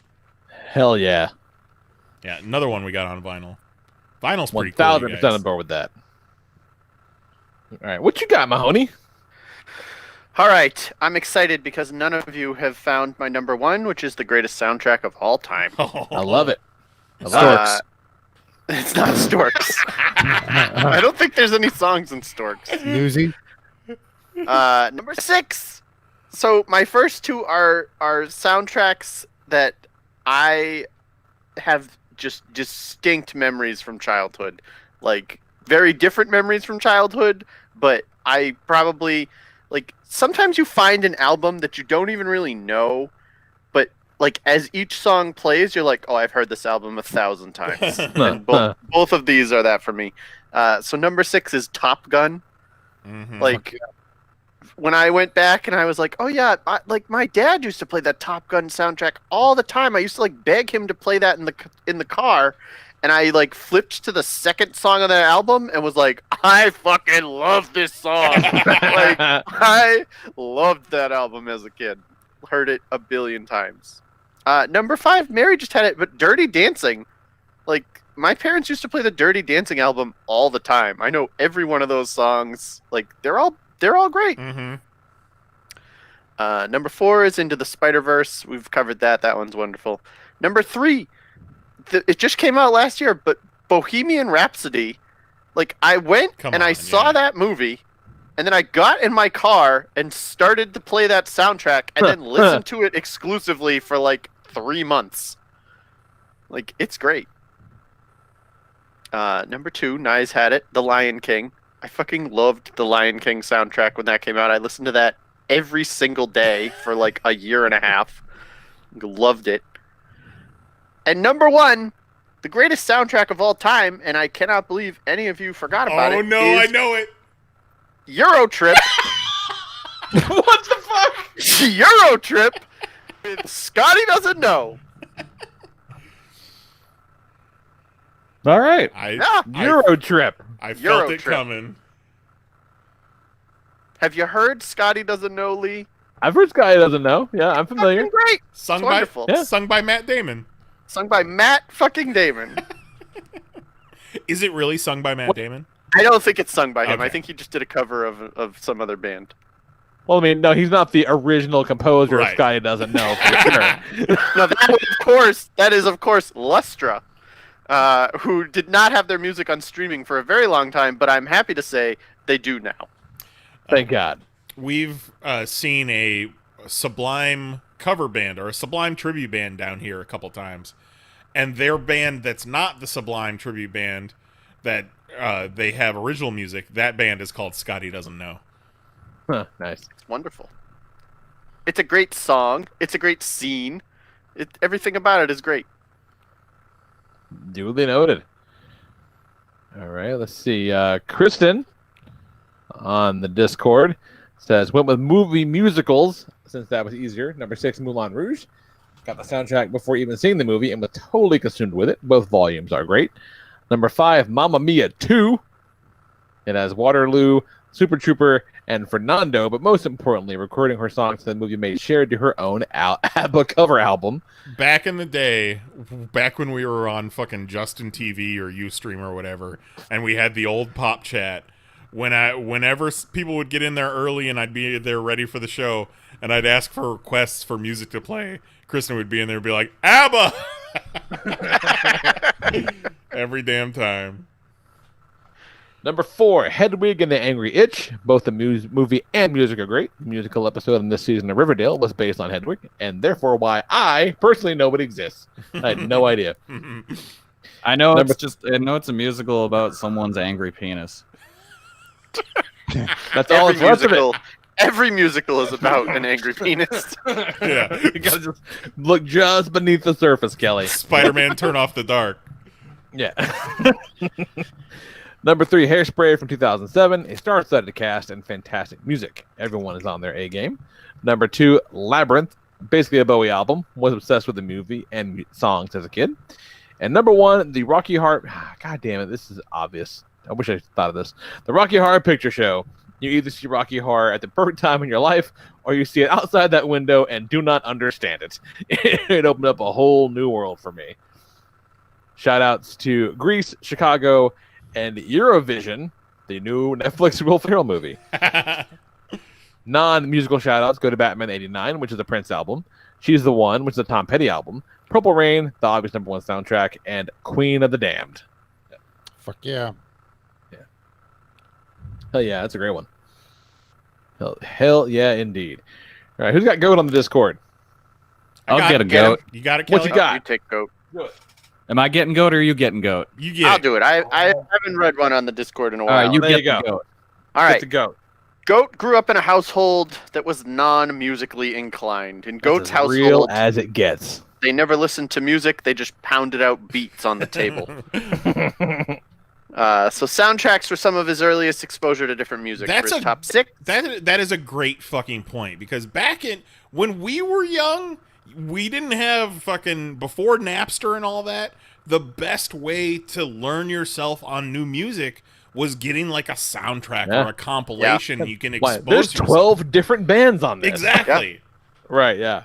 Yeah, that's why some of these albums I find that I'm like, oh, I know every song in this, because until I was like, 18, I couldn't listen to my own music, like, unless I went out and bought it, and I wasn't really going to spend any money on buying music. Like, your parents picked everything that played in the house.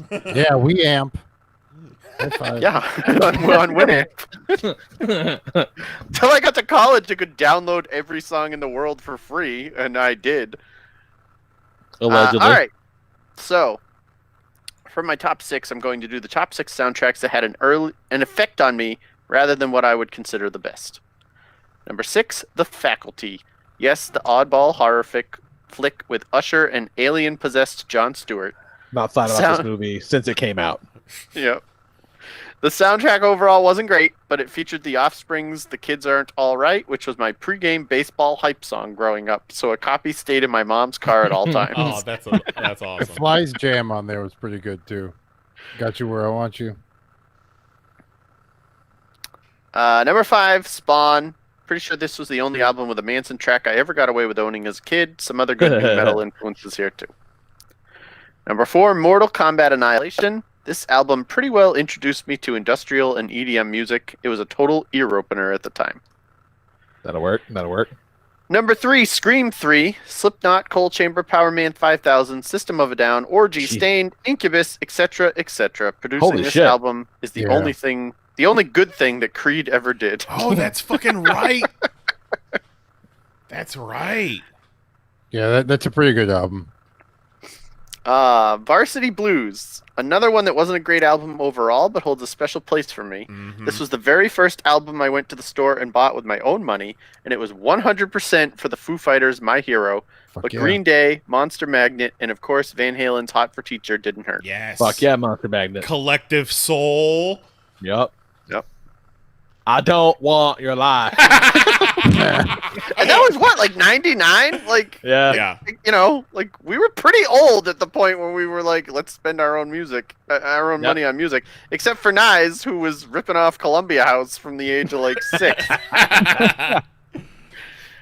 And his number 1, Can't Hardly Wait. Run DMC's Tricky, Parliament Funkadelic's Flashlight, Busta Rhymes on his Knight Rider vibe, fun tracks from a very young Blink-182, Third Eye Blind, and yes, Smash Mouth. Smash Mouth! Rounded out with Missy Elliott, Matthew Sweet, and more. This was the early 2000s summer cruise album go-to in my house. That's really Solid. good. That's really good. It's really good. All right, take us home, Nyes. Oh, shit. Eric Magnus checks in. I'm busy as fuck, so I haven't had time to think of the best soundtracks. All I got is Purple Rain. The only thing good about that movie was Morris Day and Apollonia's tits, but the soundtrack was awesome. Transformers, the movie soundtrack, I loved Nothing's Gonna Stand in Our Way, Hunger, and The Touch. I'm pretty sure I'm going to hate myself after this place because I'm going to realize all the soundtracks I forgot about, but I'm busy and I got to get back to work. I love it. Fuck, I forgot Highlander, 2 songs from Blade, Above the Rim, Belly, and Kenny Loggins. Okay, last time, Batman 89.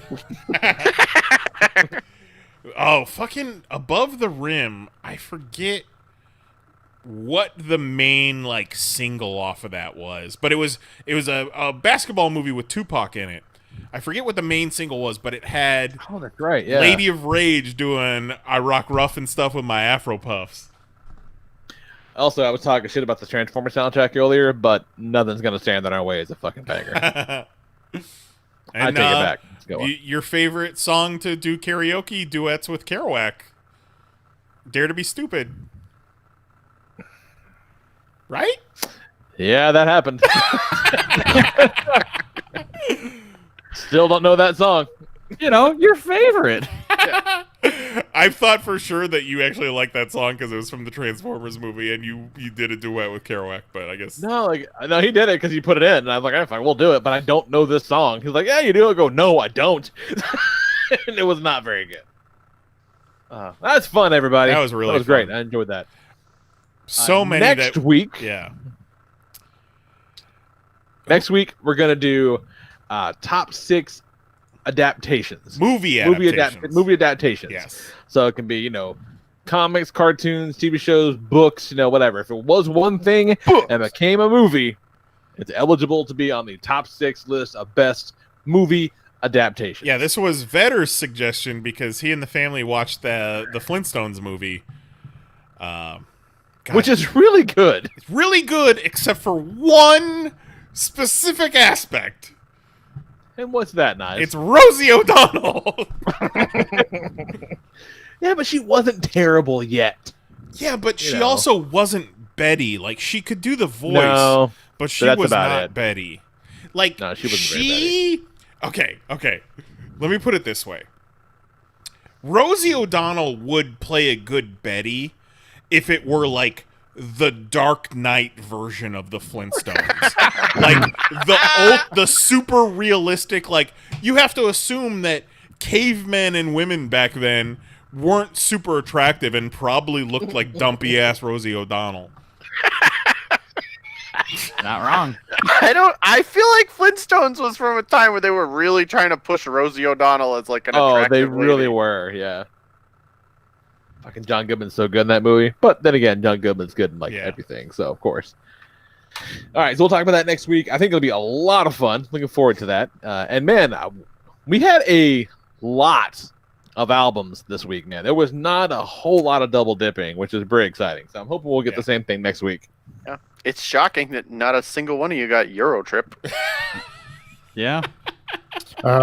Shout out to Not Another Teen Movie soundtrack. Yeah, that's bunch a good of one. That one 80s remakes. just missed my list because I love a good cover song. And there's a lot of good ones on that one. I was blown away that no one picked Dazed and Confused because that one is 60s, 70s rock, and every single song is like a hit. All right, let's talk comic books and get the fuck out of here. It's getting late. I'm quite keen on comic books, especially the ones about superheroes. Man, not only is Dr. Afra still kicking, but this is the second issue of her third volume of ongoing stories, which is kind of fucking nuts for a character they made up specifically for comic books. But it's really good. A lot of fun. I'm enjoying this new one. Had to kind of go back and reread the first one because it's been, fucking forever. Yeah, it's been a long time since the first issue came out. I'm like, I don't remember any of these characters because she burned a lot of her bridges in the last one, and so this is, the fact that it's a new group of characters makes sense. But I forgot who all of them were, so I had to go back and catch myself up. But it's really good. It's a lot of fun. I've enjoyed it a lot. Fucking same thing with Daredevil. Daredevil 21 is outstanding. It's real good. Who would have guessed Chip Zdarsky would be one of the best writers Marvel has? But his run on Daredevil has been fantastic. They did a thing, I feel like it was either early on in this run or maybe even at the tail end of the Wade run, where they determined that, superheroes in costume could testify in court. So they're able to be witnesses. And so Daredevil logics that, okay, well, if that's the case, then if Daredevil is a legal entity, and as much as Daredevil can testify in court, then that means Daredevil can go on trial, and Matt Murdock does not have to.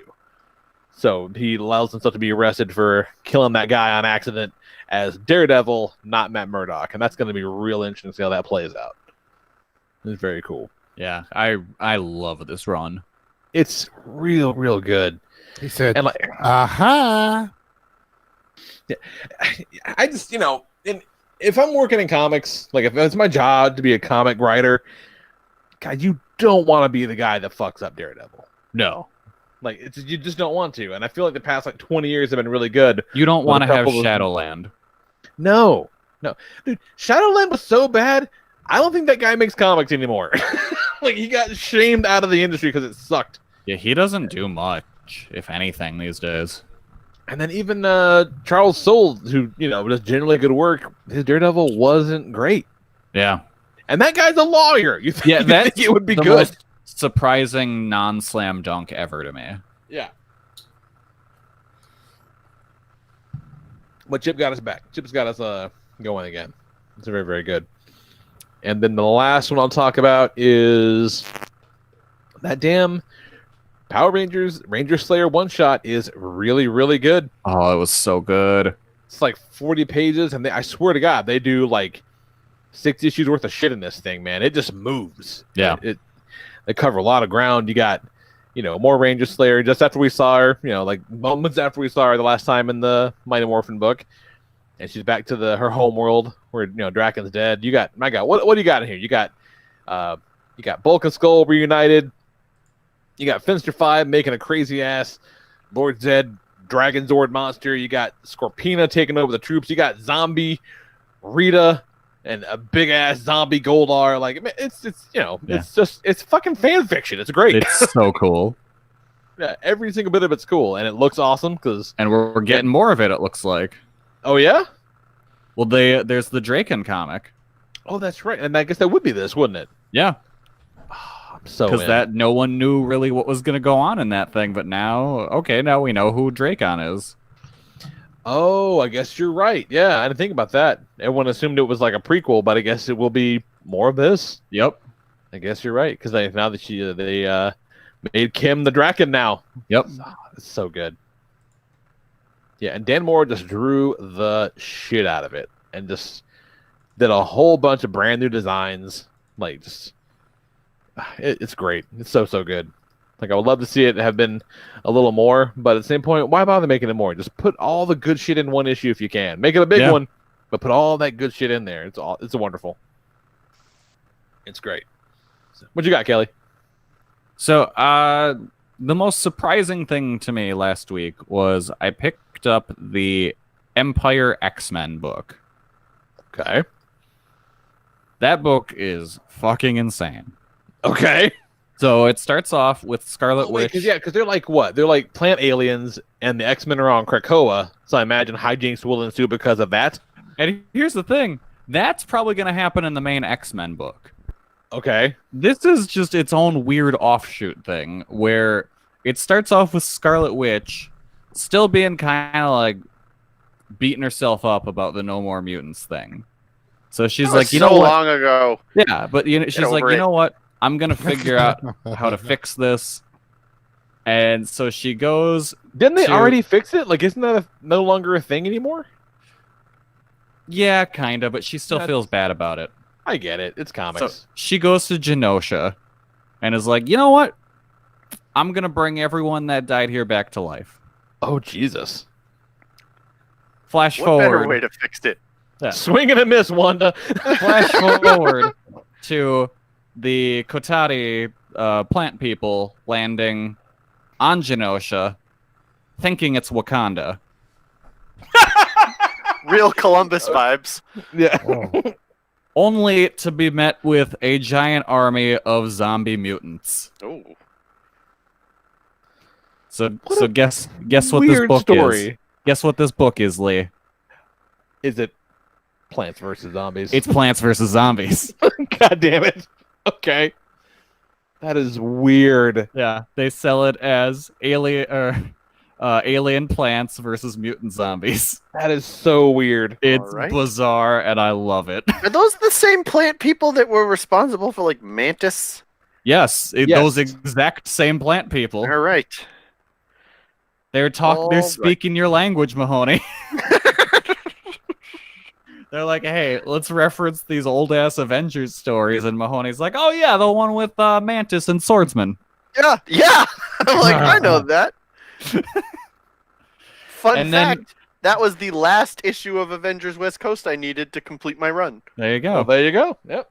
And then at the end of the issue, the old ladies showed up that showed up like once in Hickman's X-Men run that are like botanist terrorists, but they're straight up just the Golden Girls. Okay. So next issue is alien plants versus mutant zombies versus old ladies. I gotta tell you, that sounds pretty cool. Yeah, no, it's pretty great. And then I was looking at tomorrow. There's a Empire Savage Avengers tie-in that is just Conan and Venom hanging out, killing plant people. And I gotta say, the Empire tie-ins are killing the Empire book right now. Yeah, I wasn't going to get a bunch of tie-ins, or any tie-ins, really, until you said that. I want to read that. Yeah. Because Empire is kind of uninteresting so far. Yeah.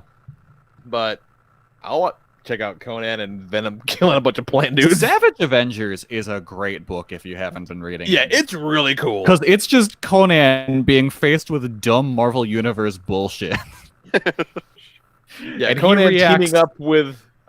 teaming up with Doctor Strange to fight Doctor Doom to fight Cool and Goth, and just having utter disdain for having to work with two magicians. It's great. And then they just are like, once they're done, they just teleport him to like Brazil because they're like, fuck, we don't want to deal with him anymore. They're like, where did you get him? Brazil? Fuck that guy. Let's send him back. Yeah. This guy is so annoying, and he never wears a shirt. Yeah, I never would have thought Conan in the Marvel Universe would be so good, but they're like, what if we only do stupid things with him?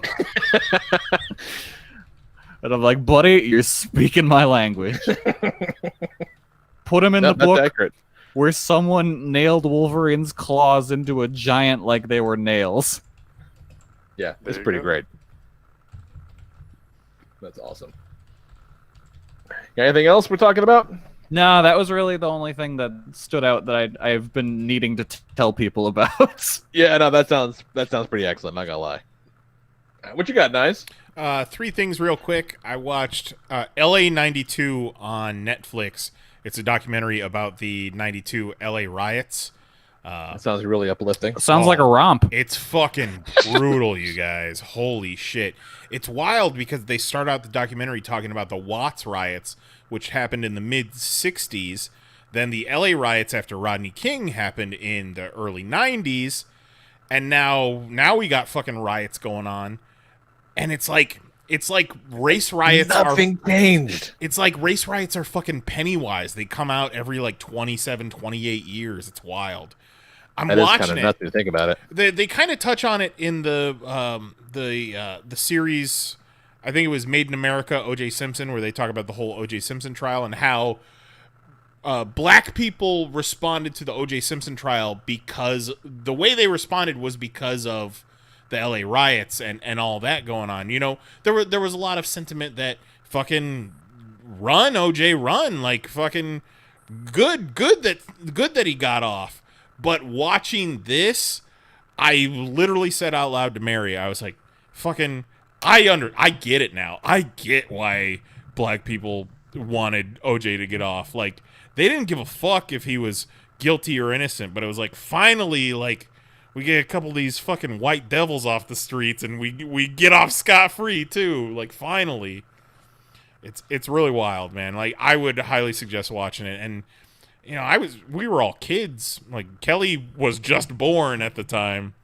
I was a little baby. Yeah, but no baby like, Kelly. I remember how it was scary, but I don't remember all the details. So, if you're interested in learning some things and soothing your white guilt a little bit, watch LA 92. So last week we talked about Deus Ex, or not Deus Ex Machina, just Ex Machina was on Netflix and it was going to be leaving Netflix. So at one point this weekend, I said to Mary, I said, so hey, you want to watch Ex Machina? And she kind of gave me a sour face, and I was like, all right, you want to watch the Mighty Ducks? And she was like, fuck yeah. So Ex Machina would be right in her wheelhouse. Yeah, but sometimes she was like, I'm gonna watch Lilo and Stitch 2 times in a row. She knows that Ex Machina isn't a movie you can kind of passively watch. Like, you probably should like be fully into it. You know, sometimes she just wants to put something on and fucking read her phone, and I understand that. So we watched 2 whole Mighty Ducks movies. That's not what movies are for. And then I completely disagree. I forget if it was non-committal assholes. I forget savages. I don't know if it was before or after I watched Kong vs. Godzilla, but after all the talk about 90s action movies, had to watch Broken Arrow. It has been so long, and that movie is tight. And yeah, you know, I hate to say it, but John Travolta is fucking cool in it, man. Yeah. John Travolta can be a real weirdo, but there are times when he's not. But like, the fact that he's a weirdo kind of benefits him in Broken Arrow because he's playing kind of a weirdo, and then like he just went off the deep end in Face Off. But I'm basically live tweeting my viewing of Broken Arrow to the dudes in the podcast chat, and one of my favorite bits is fucking John Travolta takes a drag of his cigarette, flicks it, and there's a sound effect of the cigarette tumbling through the air, and it goes. I fucking love it. I love it so much. It's so ridiculous. I just watched that last week. Yeah, I know that's part of the reason. Because you talked about you watched it, and we were talking about movie soundtracks and how fucking fire that soundtrack is. Yep. Christian Slater. That's a very good movie. Christian Slater kind of fell off in the mid '90s, man. He was really good in that. He should have been a bigger star, I feel. He bit somebody. Did he? Oh yeah, he had a fucking sex scandal. That's right. Yeah. I imagine if somebody bit somebody today. Mike Tyson bit someone on live television. He's a cartoon star. Yeah, exactly. Yeah, like if Christian Slater bit somebody this week, like he'd be back. He'd apologize on Twitter and be back in a month. Yeah. Well, no, he's been in a couple shows lately. Yeah, but He that's was great in month. Mr. Robot. Oh yeah, Mr. Robot. He was in Archer for a couple seasons.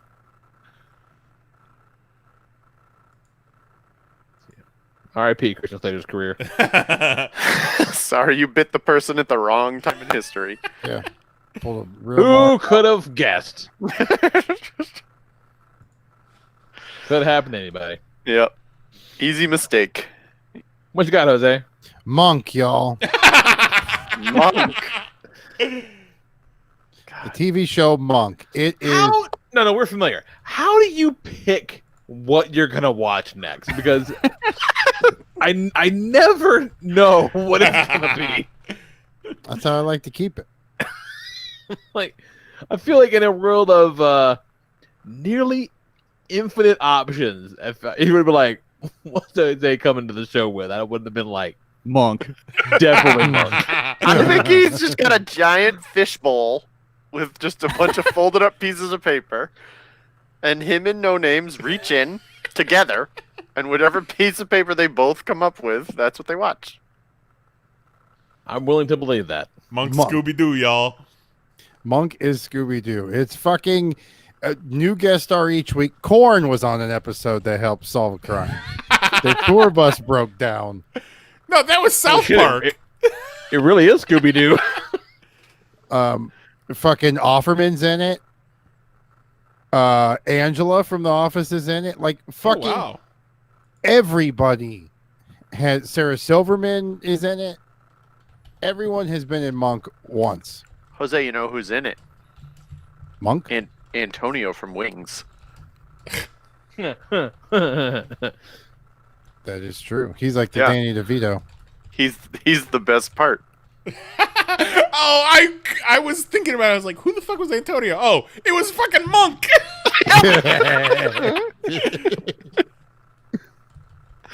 Tony Shalhoub. Tony the only Shalhoub. person in the world named Shalhoub. He's a real Shalhoub, isn't he? Yeah. I know a couple of fucking Shalhoubs. I'm glad you're enjoying Monk, Jose. Hey, no problem. That and we are halfway through the last season of Bates Motel. Ooh, nice. So I don't know if you you know all the stuff that happened in season 5? No, Yes. we watched the beginning. I mean, I got annoyed by a time skip, but I figured, look, man, okay, she died. That's the end of that season, so like that can kind of be the end of the show for us if we wanted it to be, and we were kind of okay with it because we watched the first episode. It was like, oh, cool, it's like 2 years later, and now he has a baby and all this shit. I'm like, and the mayor's and the sheriff's in jail for something. I'm like, this is too much. Don't fucking make me do homework. None of that sounds familiar at all. Well, no, they do have the baby, but they're not big in it. And then, or at least yet. And then the sheriff went to jail at the end of the season finale of 4. Oh, did he? Okay. Oh, maybe yeah, you're right. yeah. Remember they got him on perjury. Oh, yeah. That's Okay. right. It ended. Yeah, I with forgot that part. And then, like, when it comes back and he's just in jail, we're like, what the fuck? Like I forgot that was even a thing. It ended with him going to jail. Okay, all right, fair enough. That's unrealistic. Nobody goes to jail for perjury anymore. Especially not a cop. Yeah, I was gonna say no cops go to jail for literally anything. This so. cop that has been murdering people the entirety of the show, and they're like, but he told a fib. That guy ate cheese. Get him. So I will report by next Tuesday. We'll have that finished. They're doing some interesting, weird things. Like Rihanna. Oh. Or Rihanna. Oh, shit. yeah. I thought you were talking you know about what? the That Fleetwood whole Mac song. season feels like a fever dream. I barely remember any of that. That's what I'm saying. Yeah, so we were kind of, look, Norma died, or Norma got the house. The shit. We Dexter season 4'd it. Like that's the end. Yeah, you could do. They're doing some interesting things. I'm gonna see how it plays out. But definitely, if you did end it on 4, it's fine. Yeah. And then Monk, y'all, Monk Scooby Doo. There's a shirt. Well, I like Scooby Doo and I like Tony Shalhoub, so maybe I'll watch Monk. Maybe you gotta watch Monk when you finish all that stars. You actually haven't watched it all. You Yeah, and then I like didn't. Faker. Those shows are not on Stars. They're Faker. not on Stars. Why did you lie to Lee and I like They're this? not there. They are not Scandal, available to be watched. Lies. Ridiculous. Hogwash, Mahoney. Remember when I went thought? through a list of everything they ever produced? Who would And he's have thought? watched maybe 15% of it. Who would have thought that the Stars app would not include all of the Stars original programming they've ever I mean, made? it's fucking crazy because like you can't watch Tales from the Crypt on any of these 7,000 HBO options either. It's ridiculous. It's nonsense. I feel betrayed when that happens. We've talked about this before. I have subscribed to basically every streaming service that is available. So when I encounter something that I can't watch, it's like, what the fuck? Which one of you is letting the ball drop? Yeah, like it's I held bullshit. up my end of the bargain. Yeah, that might have happened to me just an hour ago with Shocker. So guess what? We're getting Shocker, okay? Yeah. Like, it's not my fault that I can't watch it and I'm paying fucking $100 a month in streaming bullshit. I should be able to watch Exactly. Shocker if I want to. Well, it's on Exactly. cable. Right. Nonsense. Oh, it's on FX. They got the movies. Yeah. Yep. My show All right right. now that I'm watching is The Americans that was on FX. And it's pretty good. It's on Dish. I just finished season 2 today. So 4 more seasons to go. I should be done by next Tuesday. When's that Tout original coming out? October. You know, if I owned Tout, I'd try to push Tout to happen again. You know, because Tout was Yeah. kind of the TikTok of its time. And You you know, know, like, it hey, really Tout. was. We're not Trump. Yeah. It's nuts. Anybody All right. watch any of them Apple shows? No. No. We got the Apple TV for a year for Lisa got a new phone, and even for having it for free, it's like I don't even want to set a password. It's wild None of because this looks any good. they have so many original shows on Apple TV featuring like some of the biggest names in entertainment, but I never hear anything about any of those No. shows. These seem like the fake shows in 30 Rock. Right? They really do. Yeah, I didn't know if Quibi was a real thing or not. I'm like, are these like? I'll fake? tell you what. I'm more interested in the shows on Quibi than I am on Apple TV. Like that Liam Hemsworth Most Dangerous Game thing where they hunt him. Like that looks pretty cool. And there's a fugitive TV show coming to Quibi. Quibi's gonna do the adaptation of Junji Ito's Tomie. Yeah. Yeah, I don't give a fuck. I can't with this upright shit. I can't do it. No. Well, you watch enough TikToks, you'll get used to it. No, I won't. I don't You even will. like watching TikToks on my phone. Yeah, I don't want to watch something I actually want to see on my phone. Yeah. No. Like if there's a movie trailer or something I want to watch, I'll just wait until I have it on my TV. No, the phone is never the like optimum delivery device. No. Because we're old men now. Even Kelly's an old man now. I've fun been an too. old man since I've been like 7. You're so probably. whiny. My phone is like Damn. I don't know an if that's inch and a fair. half smaller than my tablet. Like, what is the big deal? Oh look, we got Big Phone Dan here. Old Danny Big Phone. But my problem with watching things on the phone isn't the video, it's the audio. It does not sound good, and it's so tinny, and Yeah. it's so loud and so obnoxious. Well, you gotta get a nice Bluetooth speaker. Yeah. If I had like AirPods, maybe I'd watch more shit on my phone. If you get AirPods, I'm gonna call you the AirPod God. I'm listening to AirPods right the fuck now. Yeah. Uh-oh. Oh, Lee's the AirPod God. I'm the AirPod God. All these podcasts really push those Raycons. Are those the ones made by Ray J? Yes. Well, now we know. Wild. All right. Good for Ray J. Next week we're doing top 6 movie adaptations. Come hang out Top with 6 Ray J moments. us. Top 6. Well, I You think we ever all think know one. about I how could do a Ray top J is 6 Ray J famous moments. because he is 1, Brandy's brother, and 2, had sex with a woman? Holy I'm shit. sorry. No, It's there is definitely only just the one second reason, one. Kelly. Well, that's how he got there. That's how he got in the Yeah, room. no. Kelly's right because he got a lot of jobs. He had a career before He was in Mars banging Attacks. Kim. He was No. on Thea. Like, you gotta get in the room somehow. He was on Thea. I'm okay. Yeah, but he had albums. I'm so Albums glad by Kelly them, brought too. this up because we didn't really talk about it in the podcast chat at all. But that fucking psycho who did his list of top 600 porn stars. Oh my god. Excuse me, what? Oh, Oh my god. I dropped this in the pop Facebook message the other day. Some psycho on Twitter posted his list of the top 600 porn stars, 10 at a time. And I In think ranked order. Yeah, I think my god. Kim Kardashian was like 593.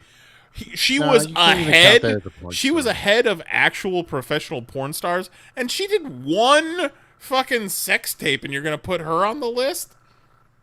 Well, Look, I mean, I enjoy making lists as much as the next guy. Hell, I enjoy making lists more than the next guy. Lists are fun. But I had 600 porn stars. 600. Like I said, in probably his defense, when you're going 600, at some point you got to be like, fucking Kim Kardashian, I guess. How many of them on his list are dead? 580. And I at mean, least probably 4. Yeah, like, are there 600 active porn stars that are alive right now? yes, Like, 100%. Was it just women? Was it men too? Oh, it was just women, which was really weird. oh man, I don't think I could make a list of 600 anything. I don't want to make a list of 600. I don't. I definitely don't want to. But even if I had to, like top 600, what? Mahoney, What do you could want I me to name try and 600 of make them? a list of the top 600 wrestlers? Yes, I do want you to do that. All right. Ooh, Kelly. Yes. Do a whole bunch of wrestlers, okay? Okay. See how many you can get. And then next week, we'll combine the wrestlers with the porn stars and make Mahoney guess which one is which. I would not be opposed. And we'll go through all 1,200 names. I would But we'll not do be it fast. opposed. I'll tell you what. I'm really good at multiple choice and true false like type questions. I can get through that, so that's no problem. Porn, wrestle, porn, Yeah. wrestle. Somewhere down Fast the line, as you can read them, I can answer them. somewhere down the line, I would not be opposed to doing a top 6 porn stars. Definitely on the bashing of feminism that is a podcast. Oh, women watch porn too? And frankly, I know if I was making that top 6 list, there'd be at least one dude on it. I'm just saying. Right? 100%. Good work is good work, Nice. You're right. Equal opportunity. Is the guy the dude with the big old schlong that's dead? No, How about the laying I pipe? don't think so. You guys know Nice. which It one. sounds like Lee doesn't know who we're talking about. You might want to put the picture up for him. No, that's how we get demonetized. They're not listening this far. in. Actually, no, that's how we just get like the channel closed. Eric I know Magnus. who you're talking about. Eric Magnus in the chat says, "I'm all for it." Of course. Eric Magnus in the was chat like, has his list of 600, what a bitch. Yeah. Bitch tapped out at 600. So, yeah, maybe we'll save that for Valentine's Day next year. Yeah. Ooh. That's kind of great. Put it on the calendar, Nice. All right. Yeah, there you go. So you got some time to put it together. All right. Next week, though, top 6 movie adaptations. We'll talk about that and do more nonsense than, you probably asked for us. What the hell? It's what you signed up for. It's a free show. And you're welcome for it. This was a really good one. This was a really good one. This is a lot of fun. Let's do it next week. Next week? Yeah? Sure, Next sure, week? sure. Yeah? Okay, yeah. Now, join us next week at 10 p.m. Eastern, 9 p.m. Central at youtube.com/PanelsOnPages. For Jason Nyes, Jose Guzman, Kelly Harrison, our good buddy Mahoney, I'm the Lord Reverend Leo Rodriguez. Talk to you guys next week. Night. Love ya. Bye-bye.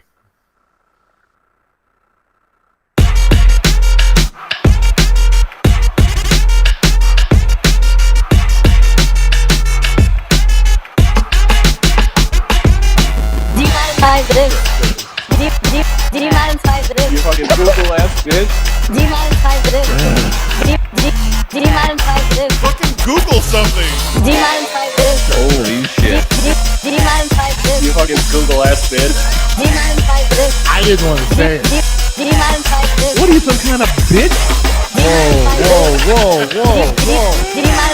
You You fucking Google ass bitch. Why you keep bugging us, YouTube? You fucking Google ass bitch. That's it. Show's over. We're done. See you next Tuesday.